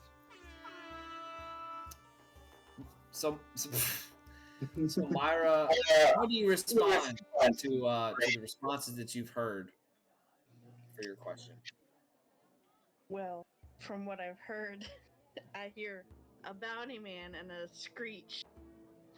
So my my first thought is, are we capturing the bounty man, or are we, you know? And I kind of do the cutthroat thing. We're capturing him. Oh, okay. Oh, you speak common now. The utter just downbeat. Just oh. I don't get to kill something. Oh. Welcome to the party. Well, I mean,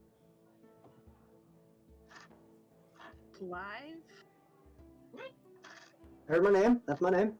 Don't worry now. It seems as though you have him captured. One could say that. So, and I look at the guards and go, aren't you supposed to be, doing something?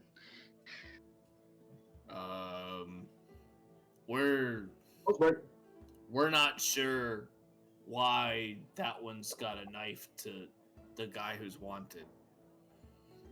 Because he's wanted. Money. Yeah. Valuable. Riches. But we were told to get him. I'm just helping you out. Civil duty. Okay.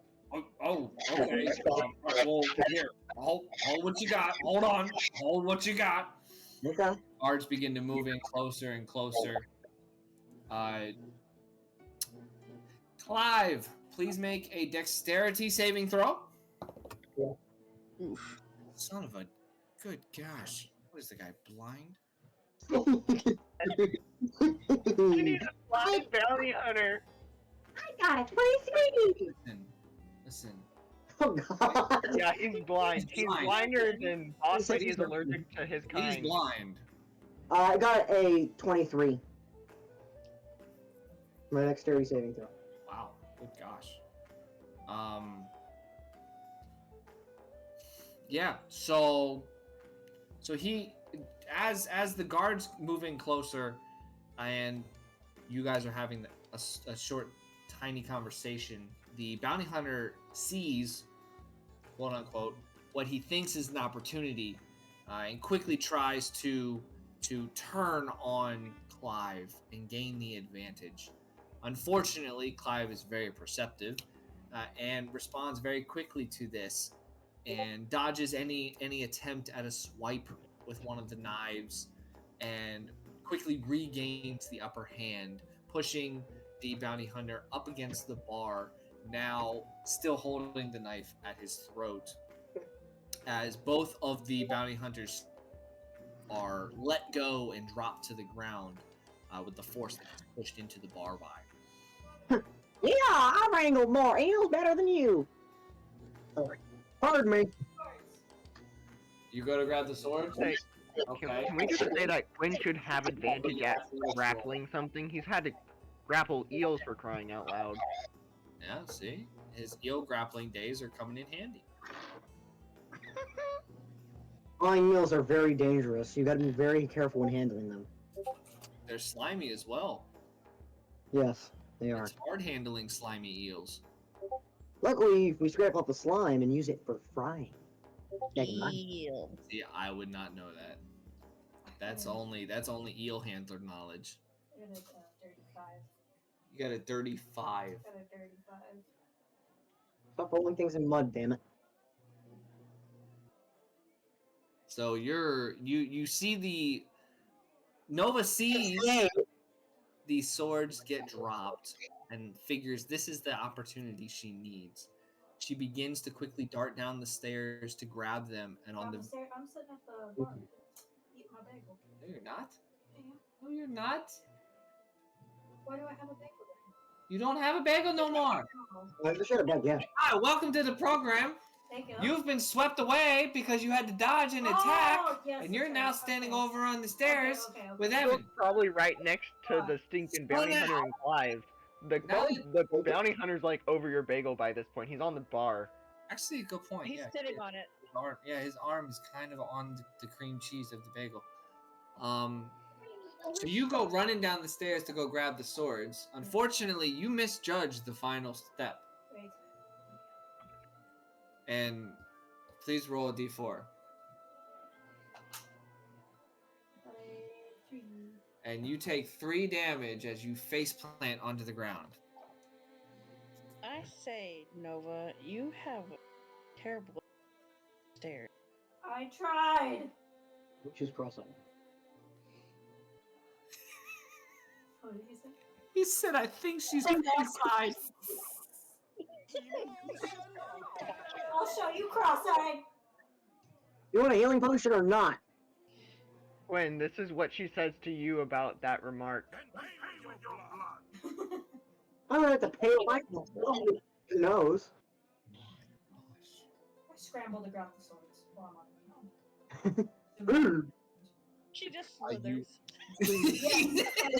That's kind of how I envisioned. That's what I was about to say. You're face down on the ground and just it's like a lizard on ice. Just Roll for the scramble. roll for acrobatics. Oh, man. Dirty 20. Sorry, I got excited. So, in response to your face plants, you very quickly and scuttle your way across the floor, slither, whatever you want to describe it as, and actually are able to acquire both of the bounty hunter's swords as the guards finish closing in on him and are able to grab his arm, spin him around, and begin the process of binding him. Ha! Time. You say that from the ground? Yes. Okay. And then I pop up. You hear from Nova on the ground, ha! And I would like to pop up. And then So she I pops, envision and I then would she pop pops up with the swords in hand, and that's where the ah happens. Speaking of swords, I should probably sheath. Yeah. I mean, you know, nobody's noticed it.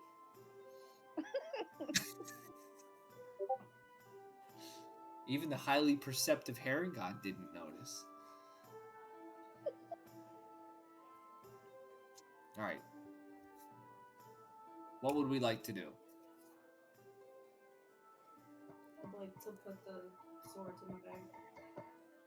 Okay. Is there any special technique that you want to do? How do you put these? Carefully. Actually, well, I should probably. Well, they're dagger. What are they? They're short swords. They're 2 short swords. Did they come with a like a sheath? Like, can I see? Can I ask? Look at the guy's body. If there are sheaths available, so that way I can sheath them and then like put them in my bag or like attach them to my belt. I'm not sure. I'm kind of still thinking out loud here. You can ask the guards. Or actually, will they have him held? Yes. Okay, then I confiscate the You sheath. rob him. Thank you, Clive. You rob a bound up, definitely not innocent man. Well, I don't want to be stealth. I want to be very obvious about it. Guy, I'm taking I'd be very obvious. Still stealing. All right. I don't care. That I got a 17. A stole 7. Whatever you're thinking about. I can't complain. I stole his other plants earlier. All right. So, do you want to be These are his weapons. I know. You're taking his stuff off of him. Yeah. You're stealing his sword. You're confiscating. Confiscating. Roll for persuasion, and actually apply that to your persuasion. Okay. Dirty 18. Dirty 18. Dirty 18. Okay, you're successful in persuading the guards that you are a part of the confiscation process, and you are able to obtain the belt that the adventurer was wearing that holds the two sheaths that the two swords were in. Okay, I'm gonna put the belt on and It's sheath the sword. getting As super you do that, and you put the belt on to sheathe the swords, his pants fall down. and you see The tight knit. The bounty hunter looks at you and goes, "I will not forget this. I will be back for my blades and my belt." you have a second pair of underwear. What? Isn't he What? already wearing underwear? Son, are you Never- okay? Never mind. Don't worry. Don't worry about the boxers. Goodbye. Okay. Can't believe I let you, of all people, subdue me. Thought I was wearing two pairs of underwear. Solution. One of them's outerwear, obviously. While this is going, we'll slide back over to Bubba, who had made it to the Adventurers Guild, which unfortunately is getting ready to close. The barkeep, the bartender, is out to the front porch to make sure that there's nobody outside, and if there are, to make sure that they've gotten everything from inside that they want before he closes up. He does notice that Sir Roderick is making his way down, and calls out to him. "Ah, Sir Roderick! Yes, sir. Oh, you seem to be back. Yes. How goes the cave? Were you able to make it in?" I was. Ah, whoa. How was it successful? What were your findings? It was successful. Before I did get into the cave, I'd like to pull out the sword that I wrapped in one of the cloaks. Because this is the guy. This is the. Who is this again? Sorry, came in just like as you said. Oh, sorry. So you're at the Adventurers Guild. All right. And the bartender, the barkeep is, it's right as they're closing. He's come out to the front porch to make sure that it's clear, and if there are anybody out there, to make sure that if they have anything inside, that they go get it, because he is getting ready to close up. Gotcha. He sees that you're walking down towards you, and that's when he makes the contact and asks how your travels went. Yeah, they went well. I pull out the sword and be like, I did find this, and I unwrap it slowly and show him that it does have the name of the person who was the guildmaster's name on it. Ah. Yeah, she was right outside the caves. She didn't get very far. Ah. Those beasts, they are quite formidable, and I was not sure if something like that had happened or not, but it is good to see that at least you made it back and we have a memento. I did, and I also got you the cave dust and the mushrooms, and I also have proof of the beast's unalivement. What is the proof of the unalive? You killed the thing? I did. I pull out the perfect Bahir scale. Wow. Wait, what was that sound? Was that you pulling it out? That was Quinn. Oh. I was like, that is a very sloppy sound. Wow. You've collected everything. My gosh. And this scale. This scale certainly proves its death. These scales are only found underneath the first layer of armor in special places. I might have summoned a giant constrictor snake, and it choked it to death. Oh, And hey. then the cave came tumbling down around me. Well, you look a little beat up, but God, it's good to see you here. It's good to see you alive, and it's good to see you in one piece. Yes, sir. So quick, you've caught me just as we close. We'll go inside, and I'll get you all of your rewards needed. How's that sound? Yes, sir. Yeah, I didn't know if you were gonna be open or not because I knew it was getting late, so I just figured I'd stroll by and see. And glad I caught you right before. Yeah, for sure. Well, like I said, you just caught me, so let's go on in. He shows you inside. He closes the door behind you, and as you set all of the items onto the bar table, he asks, may I see the sword? Yes, sir. Do you have any desire to keep it, or Uh, may I mount it on the wall? you may mount it. The only thing I really like to keep is the scale. That's fine. That should be just fine. And he walks over to an area that seems almost already prepared and hangs the sword from a very stately and ornate shield mount.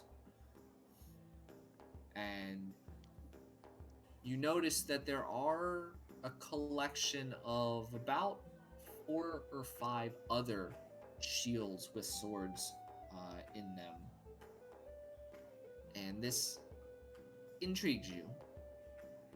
The bartender comes back around and he goes, remind me, the reward for that to be here, it was 10,000, right? Yes, I believe it was. I believe so. I believe so. Yeah, the other person who was with me, unfortunately isn't in the greatest situation right now, but she's okay. She's just resting. Ah, well, I wish you the best rest. It's always a good thing to Yes. have, especially out here in the world of adventures. Let me gather your money, and was I was I was paying for the materials, Yes, but yes? I don't think we discussed a price prior. You just asked me to grab them, and then I think you decided you'd figure something out when I did receive them, if I did. That sounds right. I was picking my brain trying to remember what I promised you, and I was unable to come up with anything.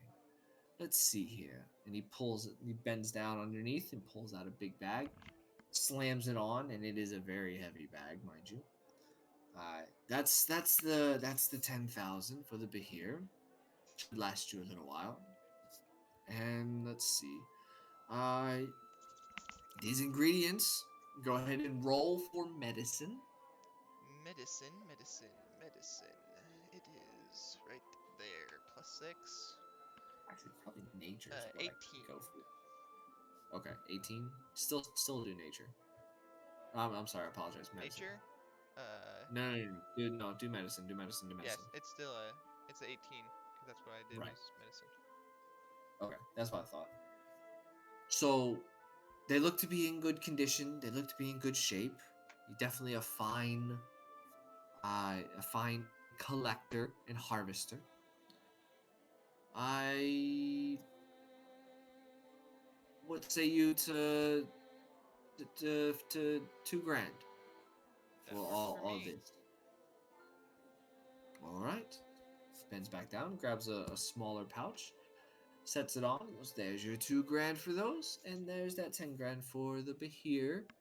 And I thank you both from my heart as well as our guild master as well, who unfortunately has passed on. You've done this town a huge service, and if it's not too forward of me to ask, with the bravery and the strength that you've shown and our newfound position, I'm not fit to take. I would like to ask if you would become this town's Adventure Guild Master. Let me sleep on that, cause I'm not sure exactly where my party wants to go. Um, I know one of them is the mayor, but I don't know exactly how we're gonna go about things. So can I sleep on that and let you know at a later date? That is fine. I just felt there'd be no one better than the person who was successful in what the master previous failed at.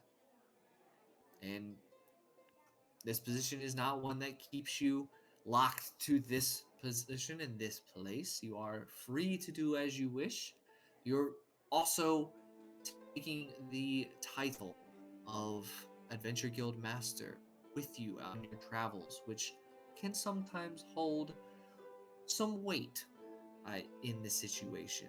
So be aware of that. But take the time you need, think on it. Obviously, she won't be coming back, so we can wait a little bit before we get that answer. Well, But thank you, yes, sir. I take the time. appreciate everything you've done as well.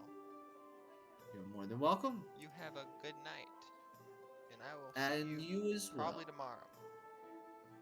Sounds good. There'll be plenty of stuff to do as always. Yes, sir.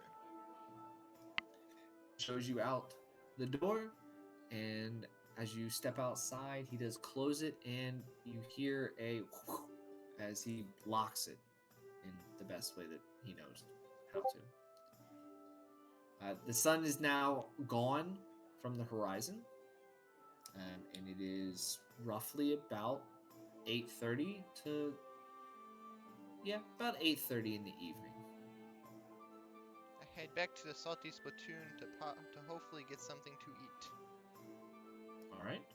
And as you begin to head back to the Salty Spittoon, we head back over to there, where the bounty hunter has successfully been restrained, and the guards are beginning to walk him out. I go Is to there collect anything Dusty. that anybody would like to do? I like to go collect Dusty. I'm sorry? I'd like to go collect Dusty. It's like Dusty? My Okay. Dusty. Where did you set Dusty down? I set Dusty down over at the nearest table. So I'm pretty sure where the bounty was, I set him on the table next to the bounty's seat. Okay. Roll for investigation. Okay. Got that plus my investigation. Oh, 22. 22. Interesting. So you take a quick glance around and you find the cup that you had been holding. And as you go to collect Dusty again, you realize that the cup is actually now empty. Dusty is no longer there. Uh-oh.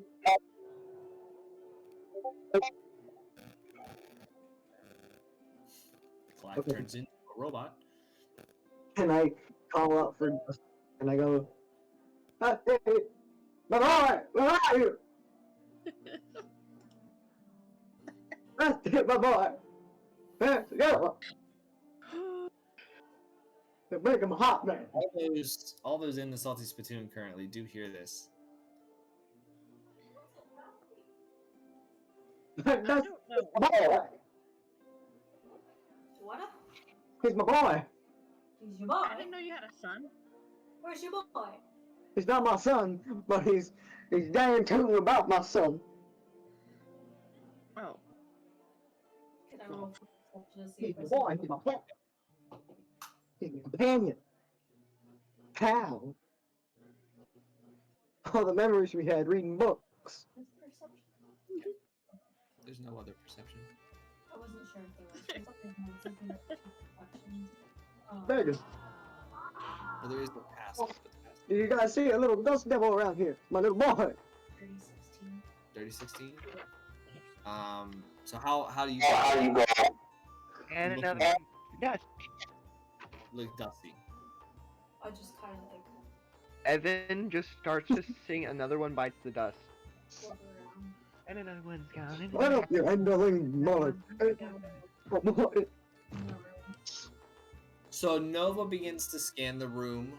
You do not notice anything that looks extremely out of place, but as you move around the room and get closer to where Clive is, you do notice that there is a small layer of sand that is sitting at the bottom of the cup that he is holding. Myra, There's some sand in there. Karen. Dusty, are you in there? Can I actually roll an investigation to see if Dusty's sleeping? Yeah, sure.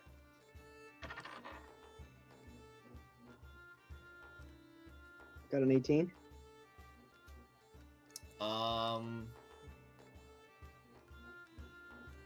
So with your vast knowledge of the arcane and elemental beings, you think that Dusty is sleeping, and you hold on to that thought as it comforts from the frightening reality that it seems Dusty no longer has the energy needed to sustain life. Oh, He's now just hepatitis sand. boy. the one bites the dust. My boy. Okay, whatever. And he's over. I mean, good night. Whatever. Have I made it back Yeah, to you the know what? I Southeast don't care Platoon yet? You have not yet. No. Best I can do is go for this dust. I don't know. I just realized something. Fine. Anything that you'd like to do? I would like to get food.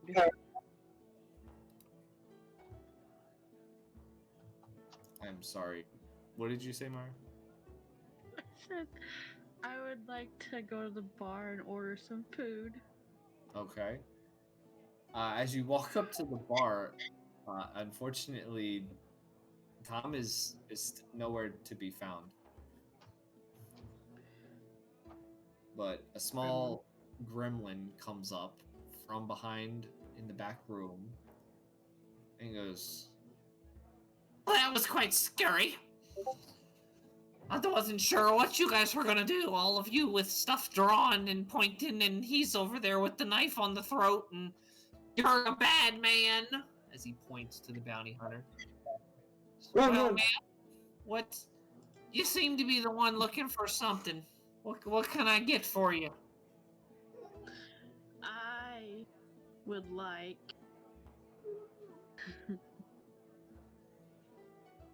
some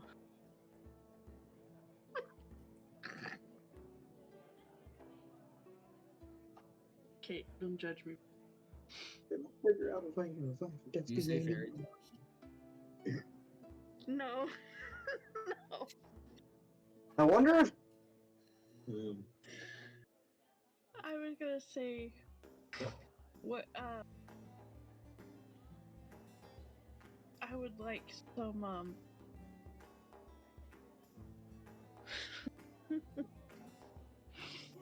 Well, out with it, lady. Whatever it is. My gosh! All dusted. some frog legs. Oh, I think we got a fresh shipment of frog legs in about a day ago. So, you want jumbo frog or you want regular frog legs? How hungry are you? I'm pretty hungry. All right, I'll get you some of the jumbos. You're gonna like the jumbos. I'm having what she's having. Nobody asked you. You were the one with the knife at the dude's throat. How is being good? And I Got asked nothing of it. I got a pair of boxers and I got a dead Dusty. What? Well, I got it. What you got a pair of boxers for? You done take it? Oh my gosh, this baby wearing no. Oh boy, somebody go get him a towel. He is bumping and naked. Oh boy. I got boxers and dead Dusty. Can I please have everybody that is in the Salty's platoon right now currently roll for perception? Why? Oh boy. What's my perception? I got an 18. You said dirty 20? Yeah. What did you get, TJ?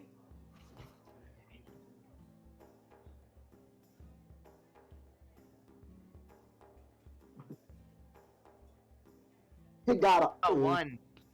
Okay, thank you. Thank you. I didn't hear you the first time. I got a 14. A 14. Perfect. Awesome. I got an 18. So It's the 2, but Evan- I don't think that really matters. Evan is still just singing "Another One Bites the Dust" to himself. But all the others, after this statement is spoken by our gremlin friend, you all abruptly notice that the bounty hunter is no longer in boxers, and Clive is now holding the bounty hunter's boxers, as if he was the one who took them off. Did you take his box?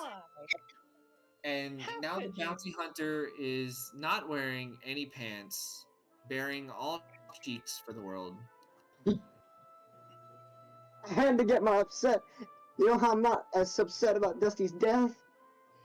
I did a So little you bit. steal underwear. No, I was being mischievous. Because Dusty's dead. You can't be stealing man's boxers. Come on, bro. He took Dusty away from me. He didn't let me notice Dusty was dying. He took back Dusty. At this point, Sir Roderick comes walking up the stairs to the front door.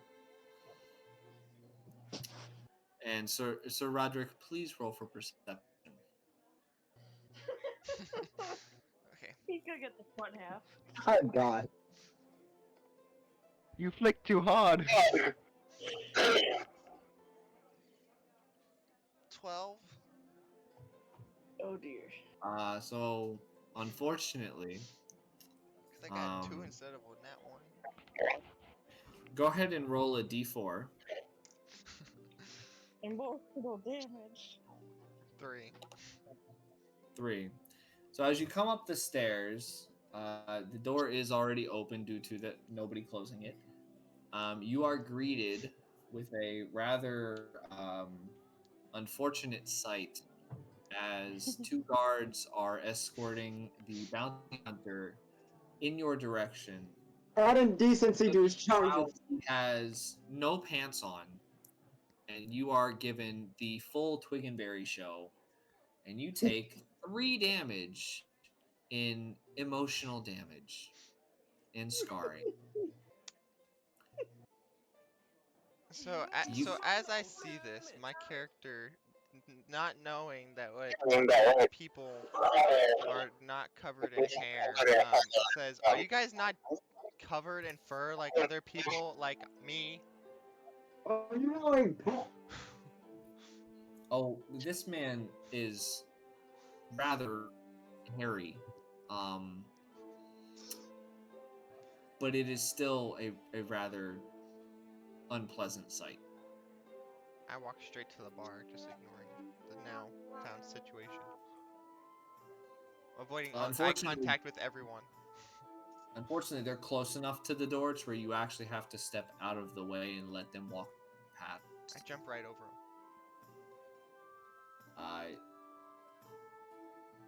Roll for strength.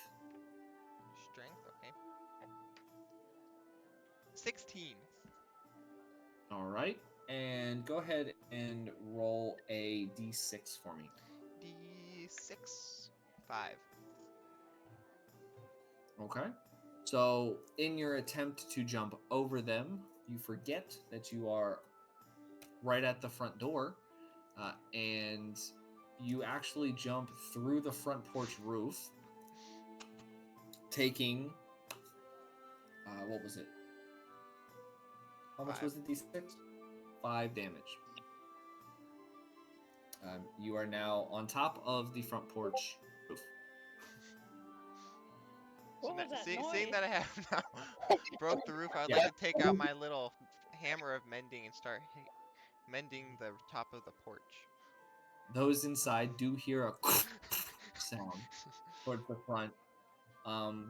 You pull out your small mending hammer and begin lightly tapping on the hole that you've created, and magically the boards move and repair themselves. The shingles begin to reform on top of the wood beams, and shortly after, about 5 to 10 minutes span, the roof is now fully repaired, and the guards as well as the bounty hunter have been now taken and strutted through the streets on the way to the jail, Sentencing with Pokemon.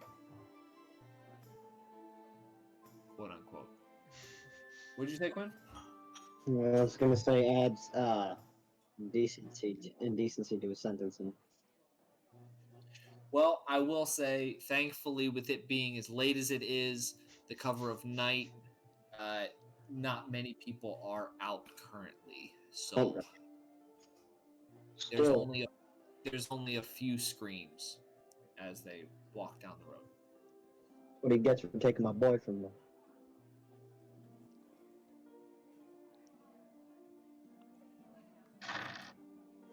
What would y'all like to do? I would like to actually head inside now. All right. So you hop down off of the roof and walk in very easily and smoothly. I would like to spin around in my chair and just wait for my food. All right. Dealing with the emotional trauma that you've just been dealt, you do turn, hang out. The gremlin walks back into the kitchen, shaking his head as if trying to get the sights that he had just seen out of his brain. And you smell rather quickly a sizzling as well as the fragrance of fried food being prepared.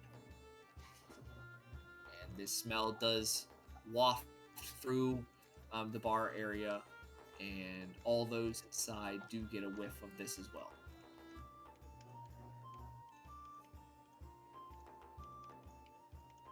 TJ, what would you like to do?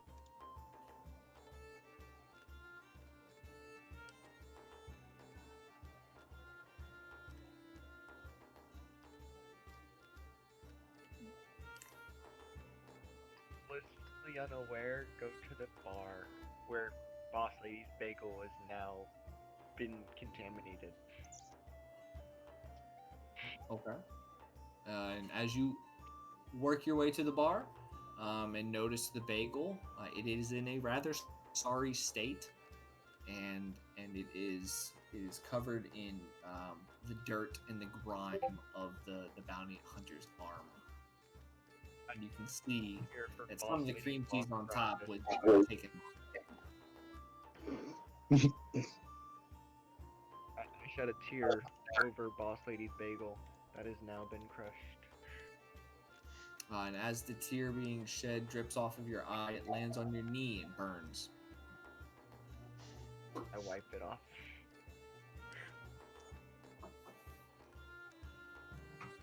It burns your hand. I think agreed it doesn't burn, it just feels bad. No, it burns. It's water. You're not really sure how you're crying water, but I think he's been It bewitched. been bewitched, yes. Alright. So what would we like to do?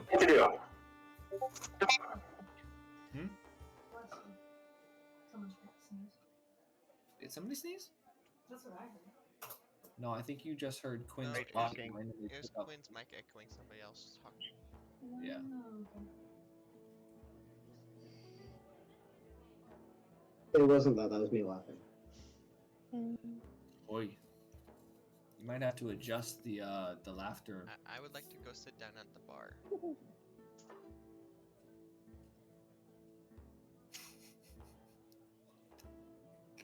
I wanted to take it off because my finger was wet. Oh, and you set it on. And so I needed to set it on something. I was like, that seems like a safe spot. He's wearing a little crown. It does. All right, Sir Roderick, you bar and find a seat next to Enix. Has anybody seen Tom lately? Oh, it's him. It's cool. What? Boys, yeah. I always envision when Quinn says things that we don't fully understand. Envision him just like pointing off into some direction that he's at and just exclaiming whatever it is. He's that he's talking to saying. eels. Guys, do you know what I can do with this goose? Syrian. Eat it. Timothy said I had to teach it to speak. Who's Timothy? I don't care. I'm eating him. You're not eating the goose. If you try to He's eat the dead. goose, you have to go through me, and you will die. His num num is Very disgusting. delicious. To satisfy my desire to see Dusty. Miss Nova, do you know how to help make a goose talk? No, I With just. its mouth. I need Tom. You use your mouth to make it talk like a puppet. Yeah, Maybe- I've never maybe taught we an should animal to try talk, to okay? give Normally, it- animals can just talk in their own thing, but Maybe this we one just give it talks. magical goose corn. Can I roll for animal handling and just yell at the goose and say hi? Tell me your secrets. Why do you work for the government? Sure.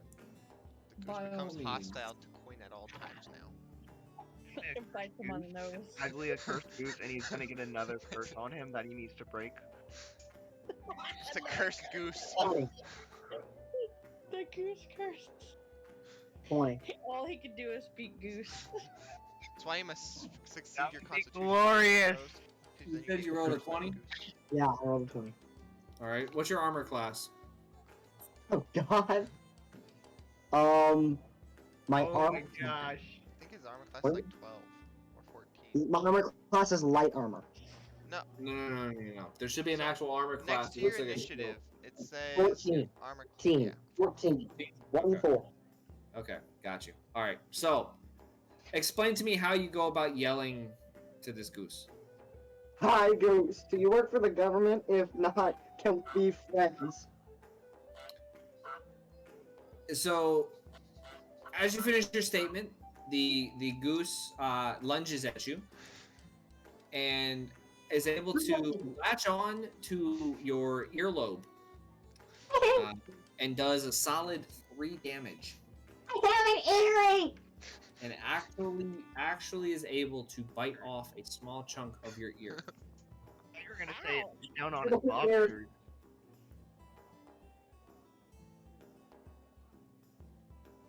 I'm gonna grab this goose. No, I would like to use a sleight of hand check to move the goose away. I'm going to grab the goose, know who Timothy is. by the neck and say, "Speak to me! You're my wife now." Sleight of hand, Me or Quinn? Bubba.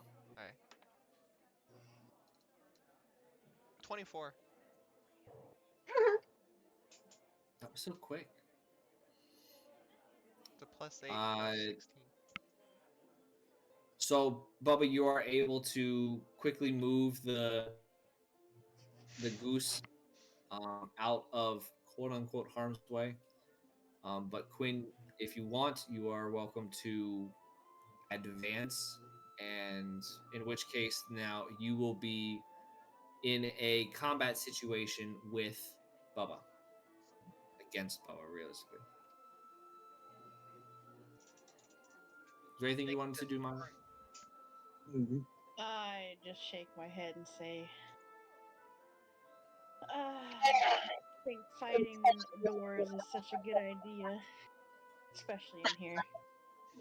Talk to a goose.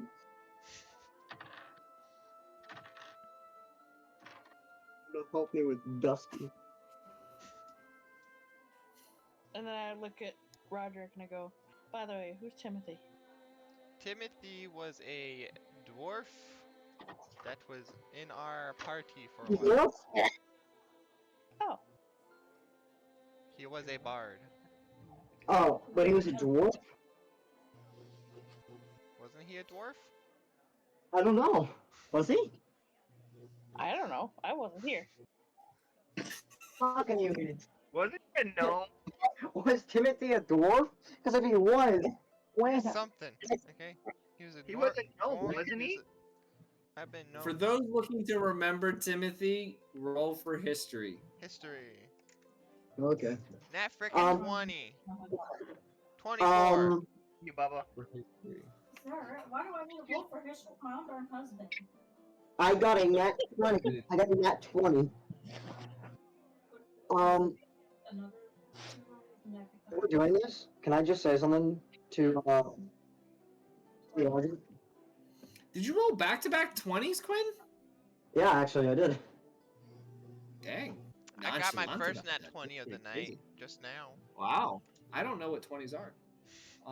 That's not I'm true. I've having a given lovely Myra a day. couple 20s. 12 is your highest. Can I say something to you, see, Roger? Plus. Oh, Yeah, is you that just with said that? something to me. I want listen here, you little. I want to teach that goose English. I'd like to use my leg to kick Clive's leg out from underneath him. Can I roll to like jump over his leg and pin his leg? No, because you don't know the Not leg where you attack wanna is be, coming bud. yet. Oh crap! Yeah. All right, Sneak attack. Bubba. Yeah. Roll for your attack, or roll for because you're trying to kick him, sweep his leg. I'm trying to like knock his legs out from underneath him.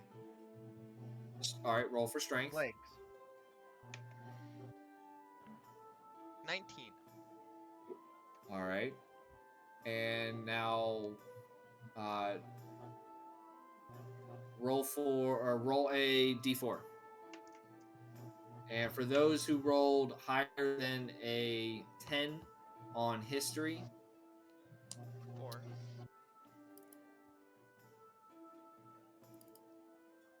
let's see here. Timothy is a half-elf Half elf. What? bard whose last name is McToodles, by the way. I thought he was. McPoodle! God, no, please. Like me. I thought we got on the total on it. Doodle? Doodle? The total. The D4 was a 4, by the way. Next And for anyone that rolled over a 15, you do also remember that Timothy is colorblind. He's colorblind. D4 was a 4. As I turn to Enix and say, Timothy was a half elf, and he was colorblind. Name. And Quinn, as this is being said, the sweeping leg attack does hit you and knock you to the ground, and you actually take 4 damage. Ow! Sir, what are you doing down on the floor? Seems as though he's tripped. By the way, after that happens, the goose begins to honk hysterically at Quinn. You thought that was funny too, huh, Goose? Hi. That's right. Hi. I strap that goose down and just start teaching it English. This is hi. Speak Famous it. saying to stay on your feet, not on the floor. Mr. Bartender, can I get some roasted carrots, please? You mean Tom? From the back, you hear a gremlin go, All right, hold up. I gotta add those to the list. Yep, you're good. I just wanted to get it in to where you knew. You hear a sound. The smell of roasted carrots begins to combine with the frog legs, and there is a small, faint, burnt smell that is beginning to waft out from the kitchen. PTSD waffle attack. Dear. Oh, dear. TJ, what would you like to do?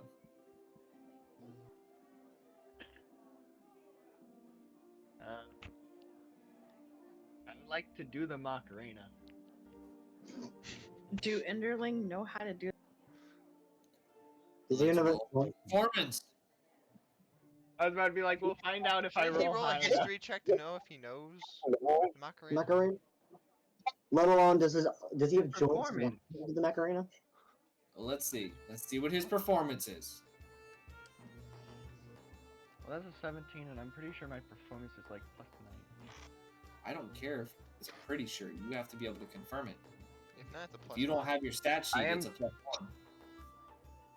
That is a +6. So that is a 17 + 6. That's 23. I was getting there. 23. All right, One 23. more number to count, and you had to ruin it, Bubba. Hope It's you're fine. proud of It's yourself. fine. No worries. All right, so now roll history.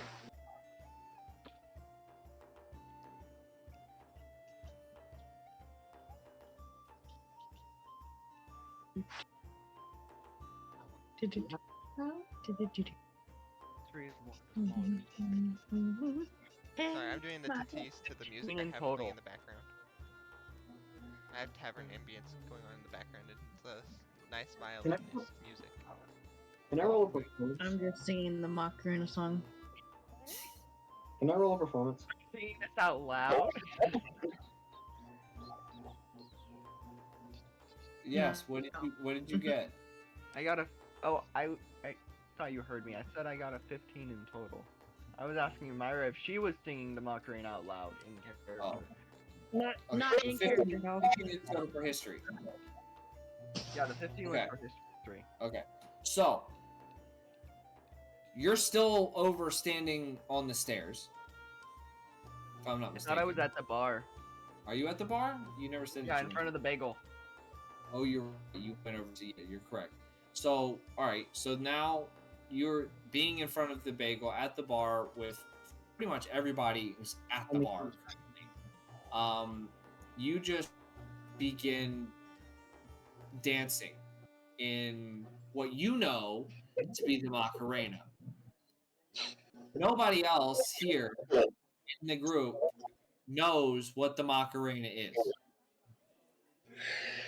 So all they see is you just burst out dancing. Typical day in the. Hey, with Evan.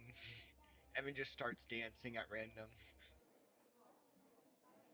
There you go. Quinn, what would you like to do?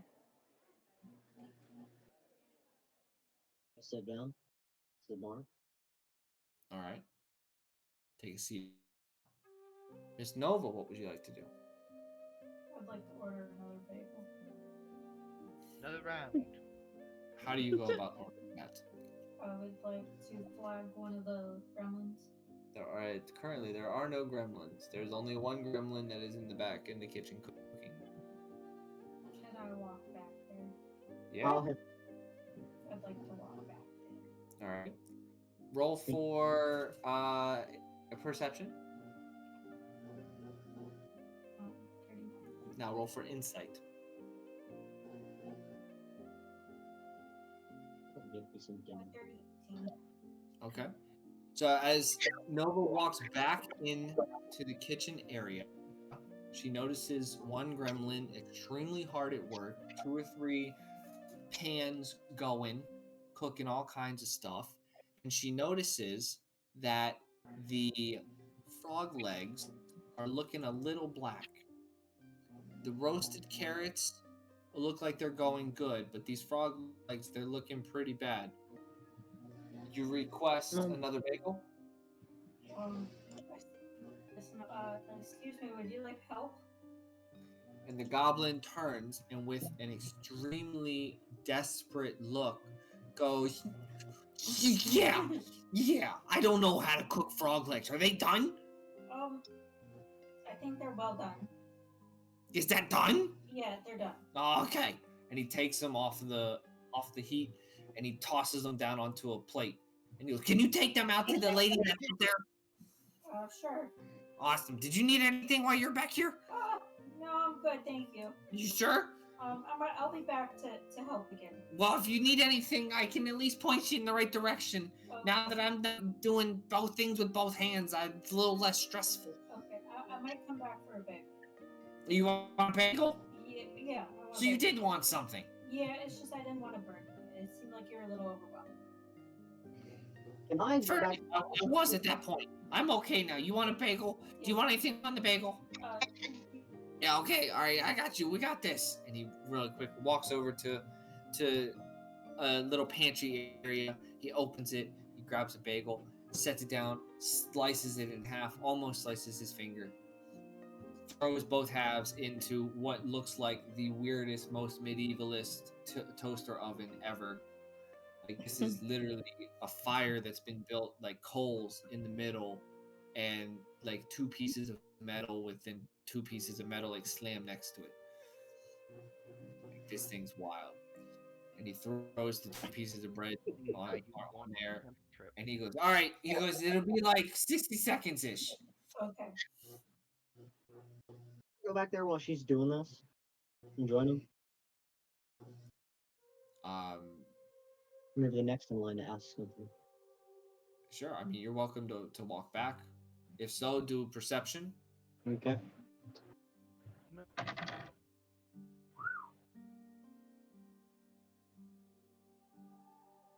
$25. You said 25? Mm-hmm. So as you walk back, you're very perceptive since you've been back in this kitchen before.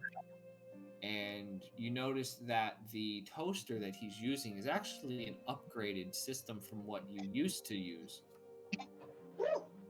You also are able to avoid Nova as she comes walking back out with the frog legs. And you're able to also alert him that the carrots have reached their point of peak roastness. What else you gonna get out of them? You say, "Well, guy?" That's the most you're gonna get out of the carrots I'm cooking before you burn them. Oh, can you take them off the heat real quick? Sure. I've gotta make sure that these are. You gotta kind of watch this. You know, the bread it'll char pretty fast. Don't worry about it. I got it. This is my specialty. Bagels. I'm gonna take it off and set it down somewhere safe. The carrots, the roasted carrots. Yeah. If you can put them on that plate, the giant bunny. He wants the carrots. If you could bring those to him. Okay. Real quick, do you have any man-eating plants? I'm gonna cook something if you do. Any will work. Specifically, maybe some larger kinds. Man-eating plants. You might want to check out back if you go through the back door. And I don't know, Tom. Sometimes he gets weird stuff, but that kind of stuff he's got to keep in the way back where nobody goes, because obviously man-eating plant. He doesn't want any men walking past. Women are fine, but he doesn't want any men walking past it because then it'll eat him. So he's got to keep it way back, like locked away and stuff. Yeah. So you could check out back, but if you could just give the carrots over to that guy. Because he seemed to be kind of in a happy mood. And so I want him, yeah. And then, oh no! Now my specialty! I'll do it. You got it. He's burning his mangle. I'm gonna give the carrots to Sir. He promptly removes them from the toaster, medieval toaster. Puts them on a small plate. They are a slightly bit black, but who doesn't like a crispy bagel? slaps a ton of cream cheese, like way more cream cheese than anyone ever would need, on him and brings him out. Myra, you receive your frog legs from Nova. Thank you kindly. Are you sure you want to eat that? They look like they're a little overdone. Unless you like it like that. Well, you know, I'm pretty hungry. Okay. Well, enjoy. And about the time that conversation ends, Clive comes out with carrots, sets them in front of Sir Roderick. There you go.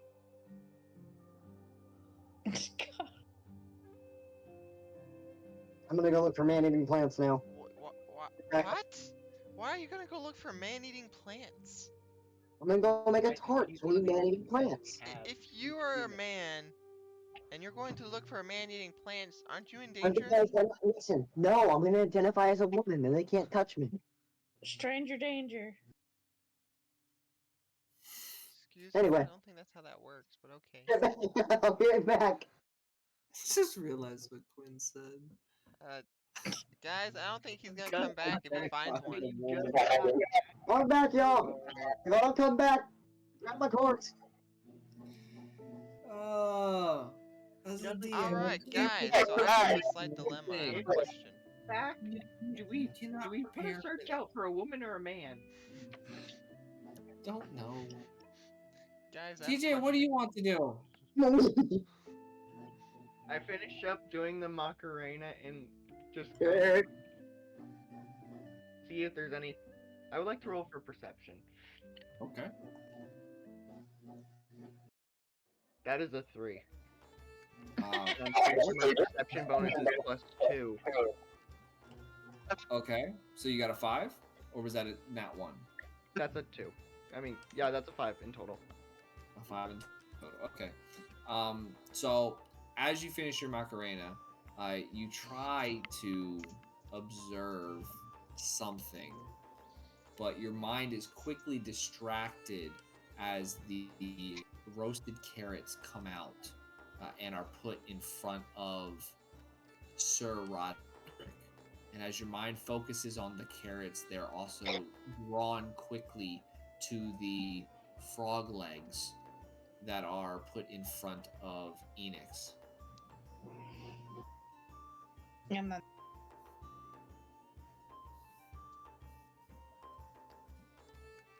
What would you like to do, TJ?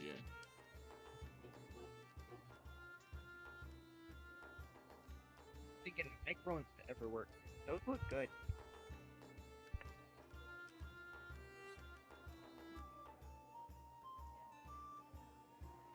who is he talking to? Not sure, to be honest. We got the second half of that sentence.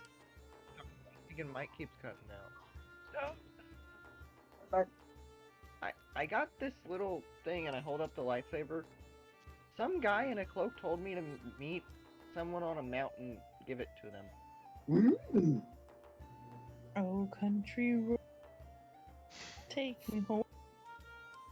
To the place. Baby. Virginia. Mm. West Virginia! Take me home. Oh, take me home. Mm. Love karaoke. Road. Am I? You know, I don't know if I the Who song. tries to sing it? Why Nobody not? else sings it. When he comes, he'll be coming with something really cool. Looking around like that makes a laser come from it if he comes. If you come. Okay, alright. On that note. Oh. I'd like to go get those playing. You gotta admit, Evan's singing is make not your as request, bad. and everybody breaks out into song.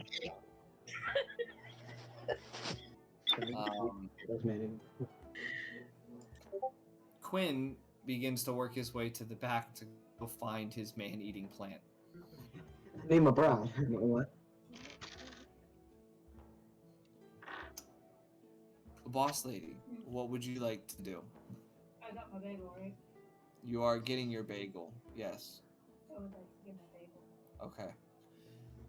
So, as Clive works his way to the back, the the gremlin comes out with the absolutely cream cheese overflowing bagel, walks over to Nova, and goes, "These are my specialty. I hope you like it. Here you go. Thank you, sir. You're more than welcome." And he scuttles away back into the kitchen for whatever reason. And are you looking to sit down? You're still on the bar side of it. You're not in the like customer side, but you can walk around if you want to. I'll just stand there and eat. Okay, so you just plop your plate down in front of Enix, and you begin to enjoy your bagel.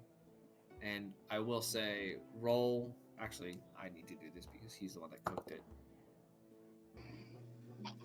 This might be one of the best bagels that you've ever had. Oh my god. And you feel revitalized. Okay. And everything tastes delicious. And make a Constitution saving throw.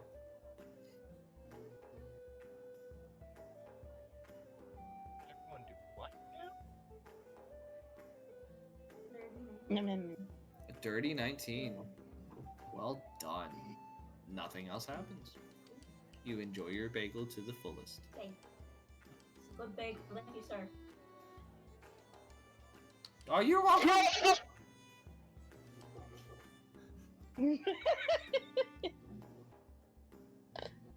POV when you hear yourself for the first time. Records video. Holy smokes. Bro. Alright. Let's see here. So Quinn, you exit through the back door. I need it. And you find, actually roll for perception. Got it. Ooh. Oh no. Oh wait. Yeah. Okay. Let me see. 30. Or -2. 21. And so you notice as you come out that Tom is actually in the back corner of the backyard, and he's sitting in a chair in front of a cage.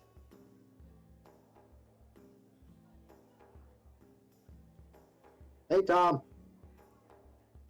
Oh, hey, buddy. Do you know where do you have any man-eating plants?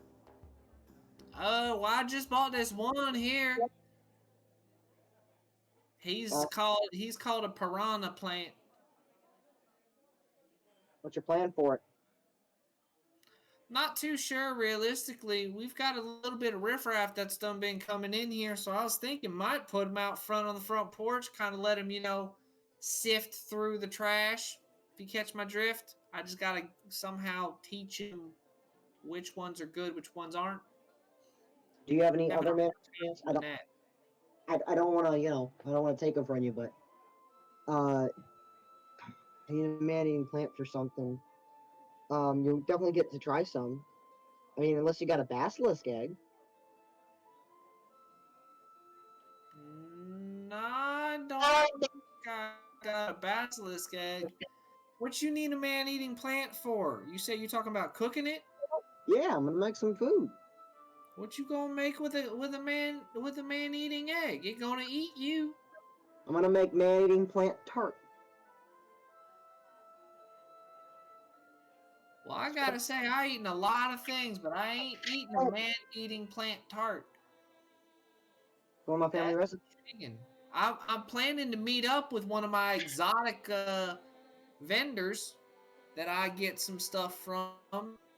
I'm planning to meet with them tomorrow. If you want to go with me, I ain't got none I can give you today. It might even have that basilisk egg you want.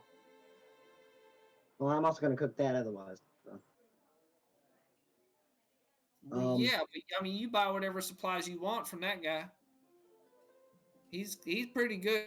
He's pretty stocked.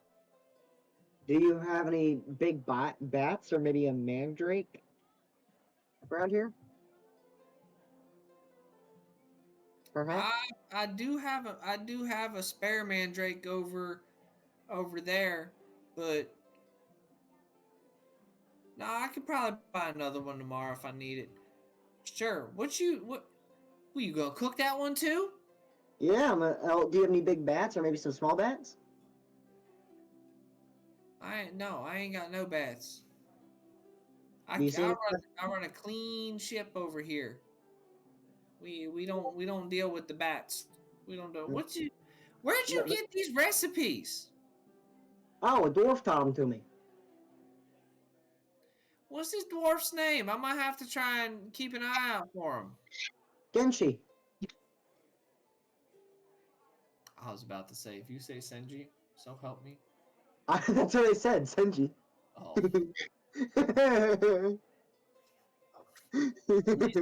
At least I know what anime you're watching.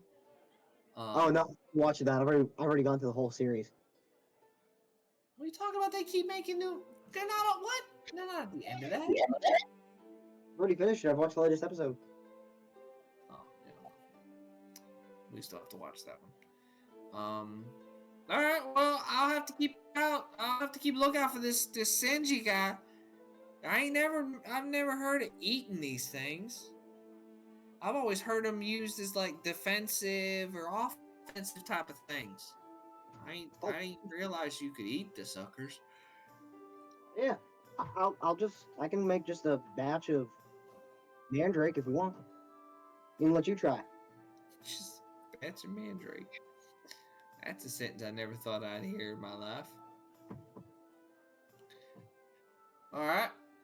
Well, let me go inside before you mess with that thing, cause I ain't trying to deal with any problems that arise. That'll be up to you. Okay. Tom gets up. He works his way inside and leaves you out in the backyard alone.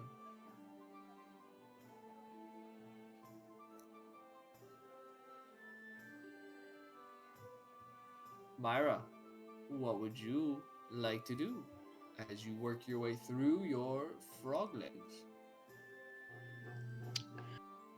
I just like to reflect on what the old lady had said about the so-called bounty on my head. Okay. So actually, go ahead and make a history check.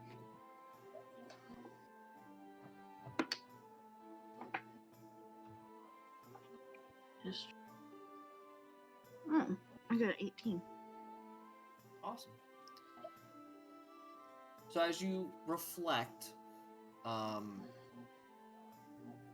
you obviously remember your purpose for coming to this dimension in this world was to seek and find and bring back your daughter.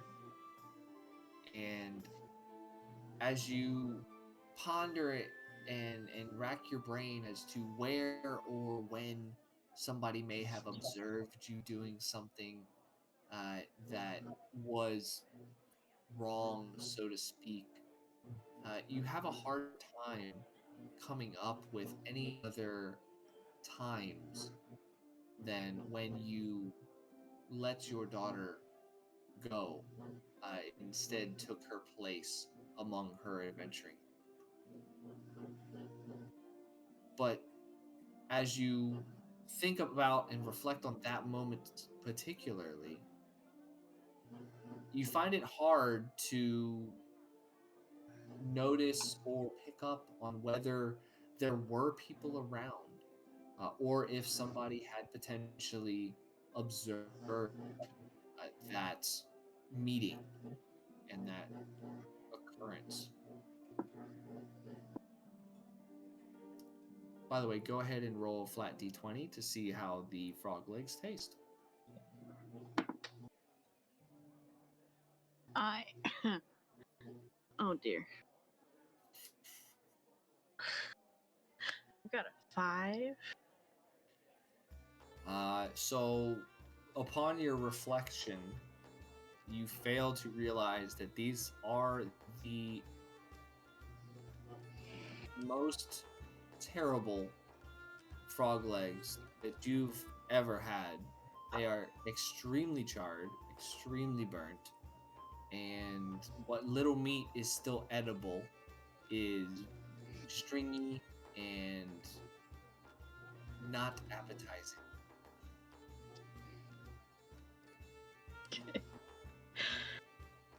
Okay. In that case, I'm going to go into my bag and eat some dried papaya. Sounds good. You reach into your bag and pull out a few strips of your dried papaya and leave the rest of the frog legs sitting on the plate. Kind of push it away to signify that you are done and that you are just snacking now. Yeah. Mr. Roderick, go ahead and roll to see the quality of the carrots that you've been given.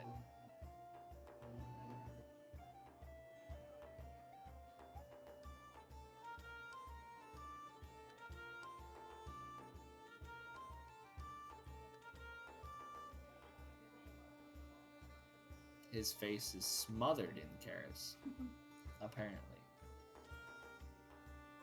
Boss lady, Yes. what would you do? Have I finished my bagel? You are just about to. You're on your last bite.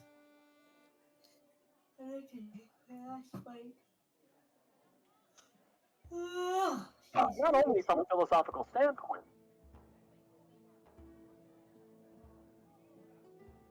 I would like to go for Christmas. All right. 15. All right. What are we perceiving? Anything of interest around me. Interestingly enough, it does appear that Enix has stopped eating the frog legs and has now started munching on some dried papaya that she has found in her bag. It also appears, and you hear from back in the kitchen, a rather decently loud thud, as if a door were closing. And you, interestingly enough, do pick up on familiar footsteps coming from back there towards the front. I'm gonna go investigate the footsteps. All right. Roll for investigation.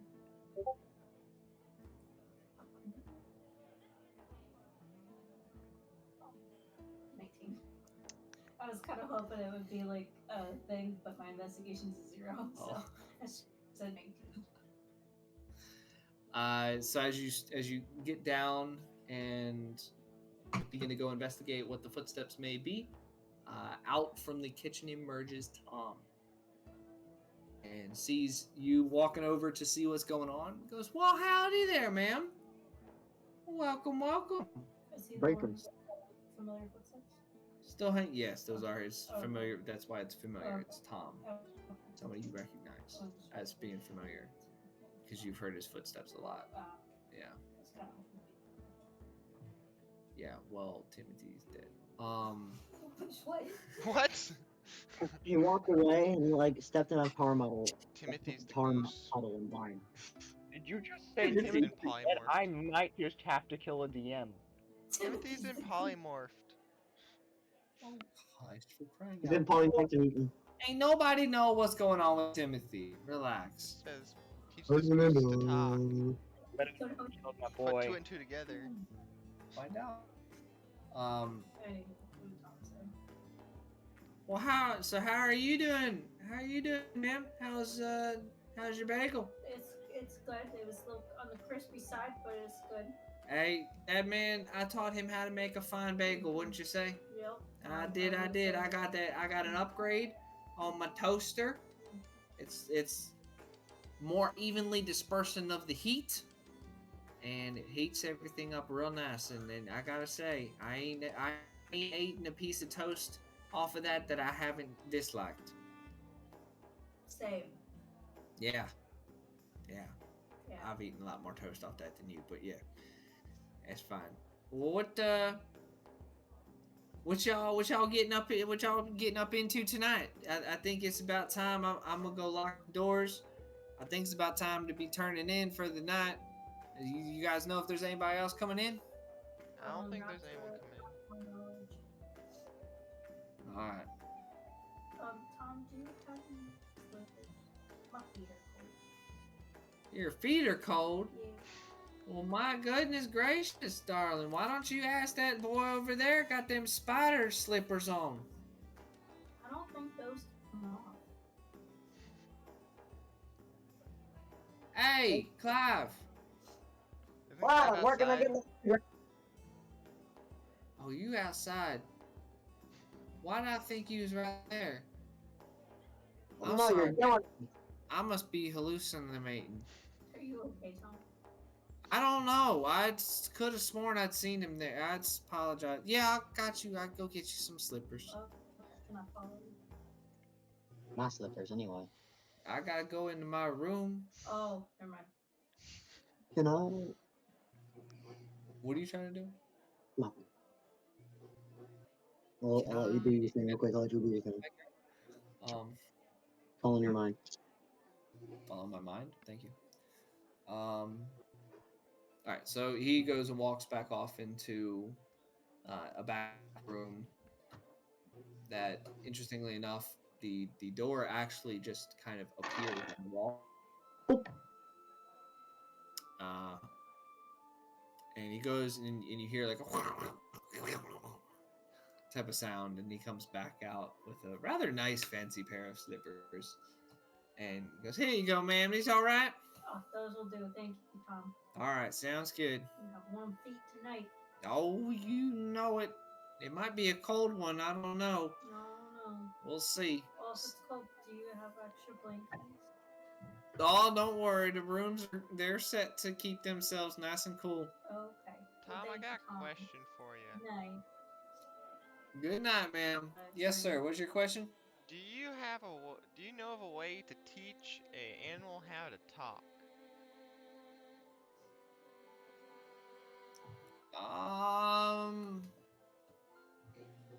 Teach an animal how to. I have heard of people doing that.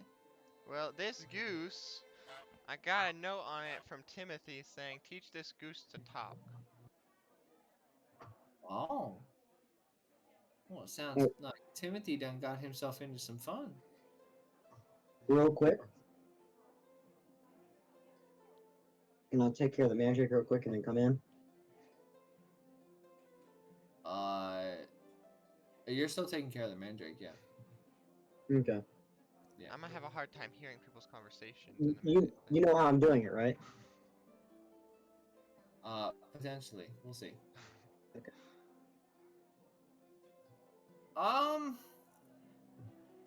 Have you tried like taking paper and writing and seeing if you can get it to write, and then see if you can get it to like say the syllables and the words and stuff? I haven't yet, because all it does is honk at me. It doesn't even talk in animal.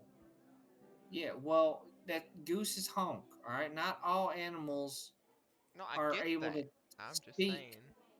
I've Like, never had to teach one to speak, is what I'm saying. well, how many animals have you had to teach to speak? None. All right, exactly. So there are wild animals, all right? There are ones that you can't understand sometimes. I've been around the block. I've never had to teach one, but I have encountered ones where I have been told that they do not speak a language that is understandable by anyone, whether it be speaking and understanding animal language or common. So your best bet is teach it how to write and understand the letters, and then go from there. Or I'm gonna shoot it. It's getting annoying. Or maybe there's a device somewhere that you can use that just like maybe like a scroll or something like that can just like instantly allow it to talk. I don't know. I mean, it's a magical world we live in, so you know, maybe that's a thing. Yes, sir. But yeah, I mean, where'd you find it? Yeah, I was walking back from a cave and it was trying to attack my legs. Oh, sound like it got your attention the only way you knew how. Yeah. Good thing you didn't kill it. I very probably rarely would. kill animals. Unless I have to. That would be me, the killer, the animal. Yeah. But I did take care of that beast. That's what happened to that frog in front of Oh, you. Miss Nova, I have something to tell you. What? I have a new recruit for the sheep sanctuary. Who is that? Oh dear. I have a new recruit for the sheep sanctuary. It's not a deer.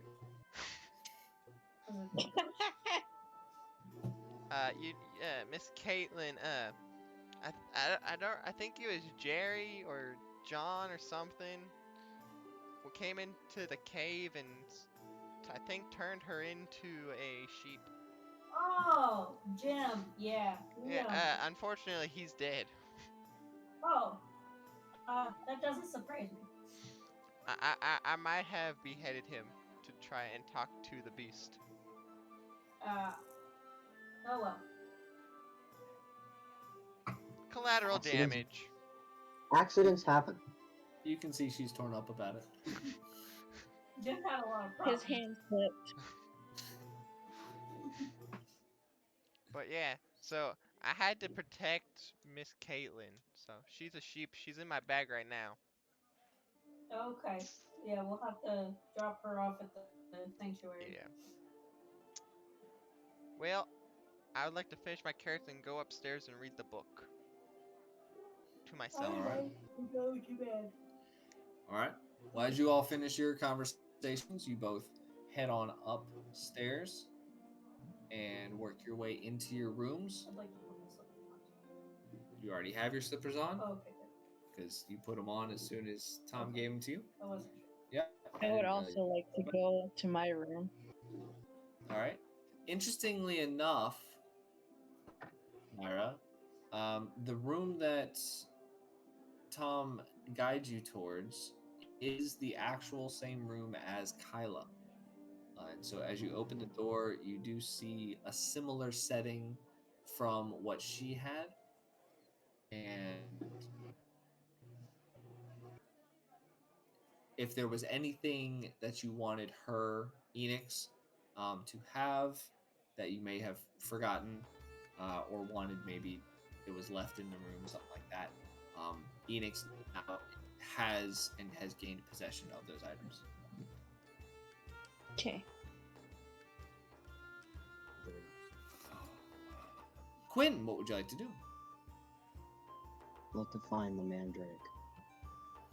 All right. So go ahead and roll for investigation.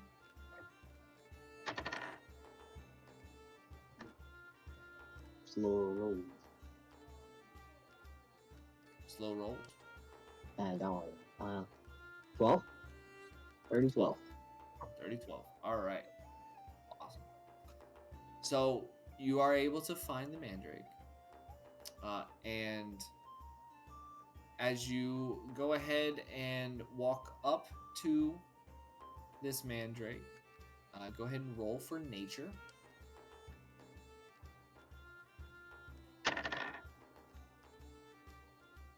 TJ, what are you doing at this time? 8. 8. You know what I'm doing? Mm-hmm. You know who taught me the lesson, and you know what I'm gonna do. We'll go ahead and Go to TJ, please. No, you're good. Explain what you're doing. I would like to pull one of my knives that isn't poisoned. I'll pull out my regular knife, right? The first that I ever had. And I would like to crouch down and grab the leaves of the mandrake. And I would like to attempt to pull the mandrake a little bit, and as I pull it up to where the head would be, slice off the head with the knife. Okay. All right. Let's see. And you said that your nature check was a 5? Yeah, no. My nature check was an 8. No, I think it was a 5. No, it was an 8. I have it still right here. 7 plus my 1 is an 8. Oh wait. Okay. 6. Because I have my 2 minus because of the latte thing. Oh, you're right. Yeah, the latte. Yep. You're right. 1 above 5. That's what it was. Yeah, so 6. Okay. All right. So, since this is the first time you've ever dealt with mandrakes, you're not really too entirely sure how far down the head is from the roots. And so you grab the stem, root heads, and you begin to pull, knife in hand. And as the head pops out, unfortunately, it catches you off guard. And it lets out its horrendously terrifying scream. And you, unfortunately, are knocked unconscious. Oh, I thought it'd be dumb. Okay. And you find yourself knocked out in the backyard. I've been drugged. You've been drugged. TJ, you are the only one currently that is still able to hear this very sharp and shrill screech coming from the backyard. What would you like to do?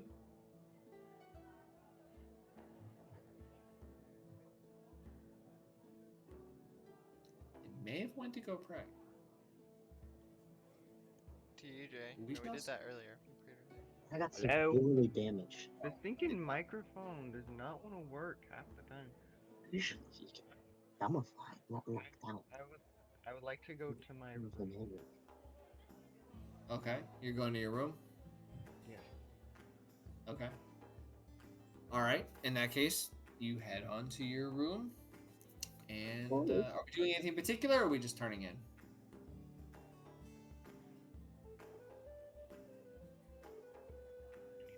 Reread something.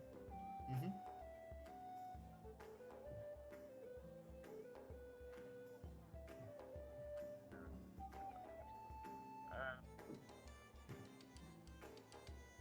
I'd like to just kind of sit.